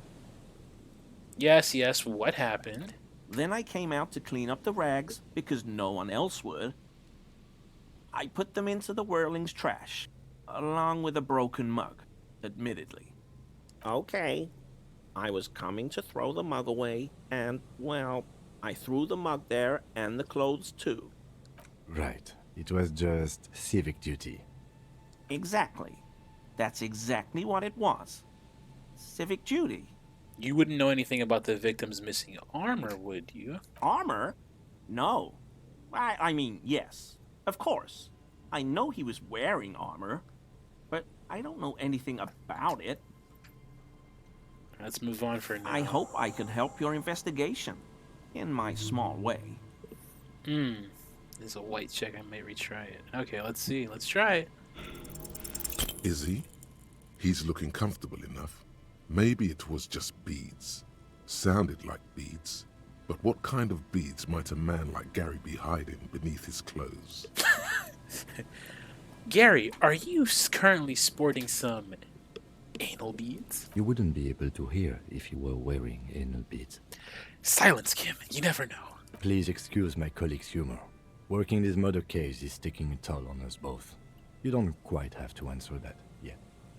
Of course. Of course.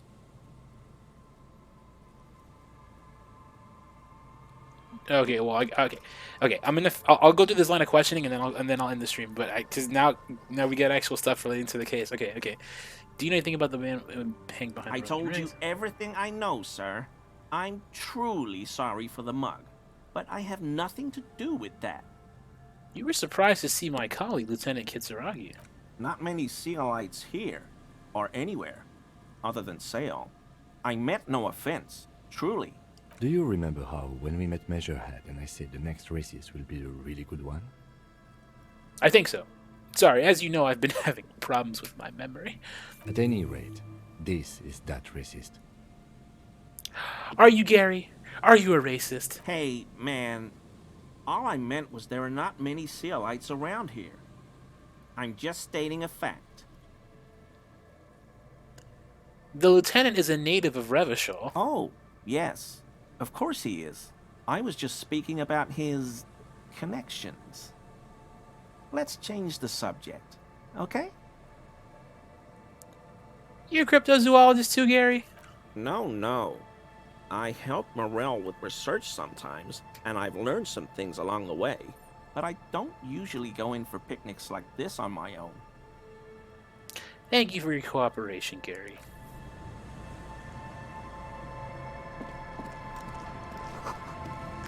Wow, alright, well. Very interesting turn of events indeed. We found another dead body.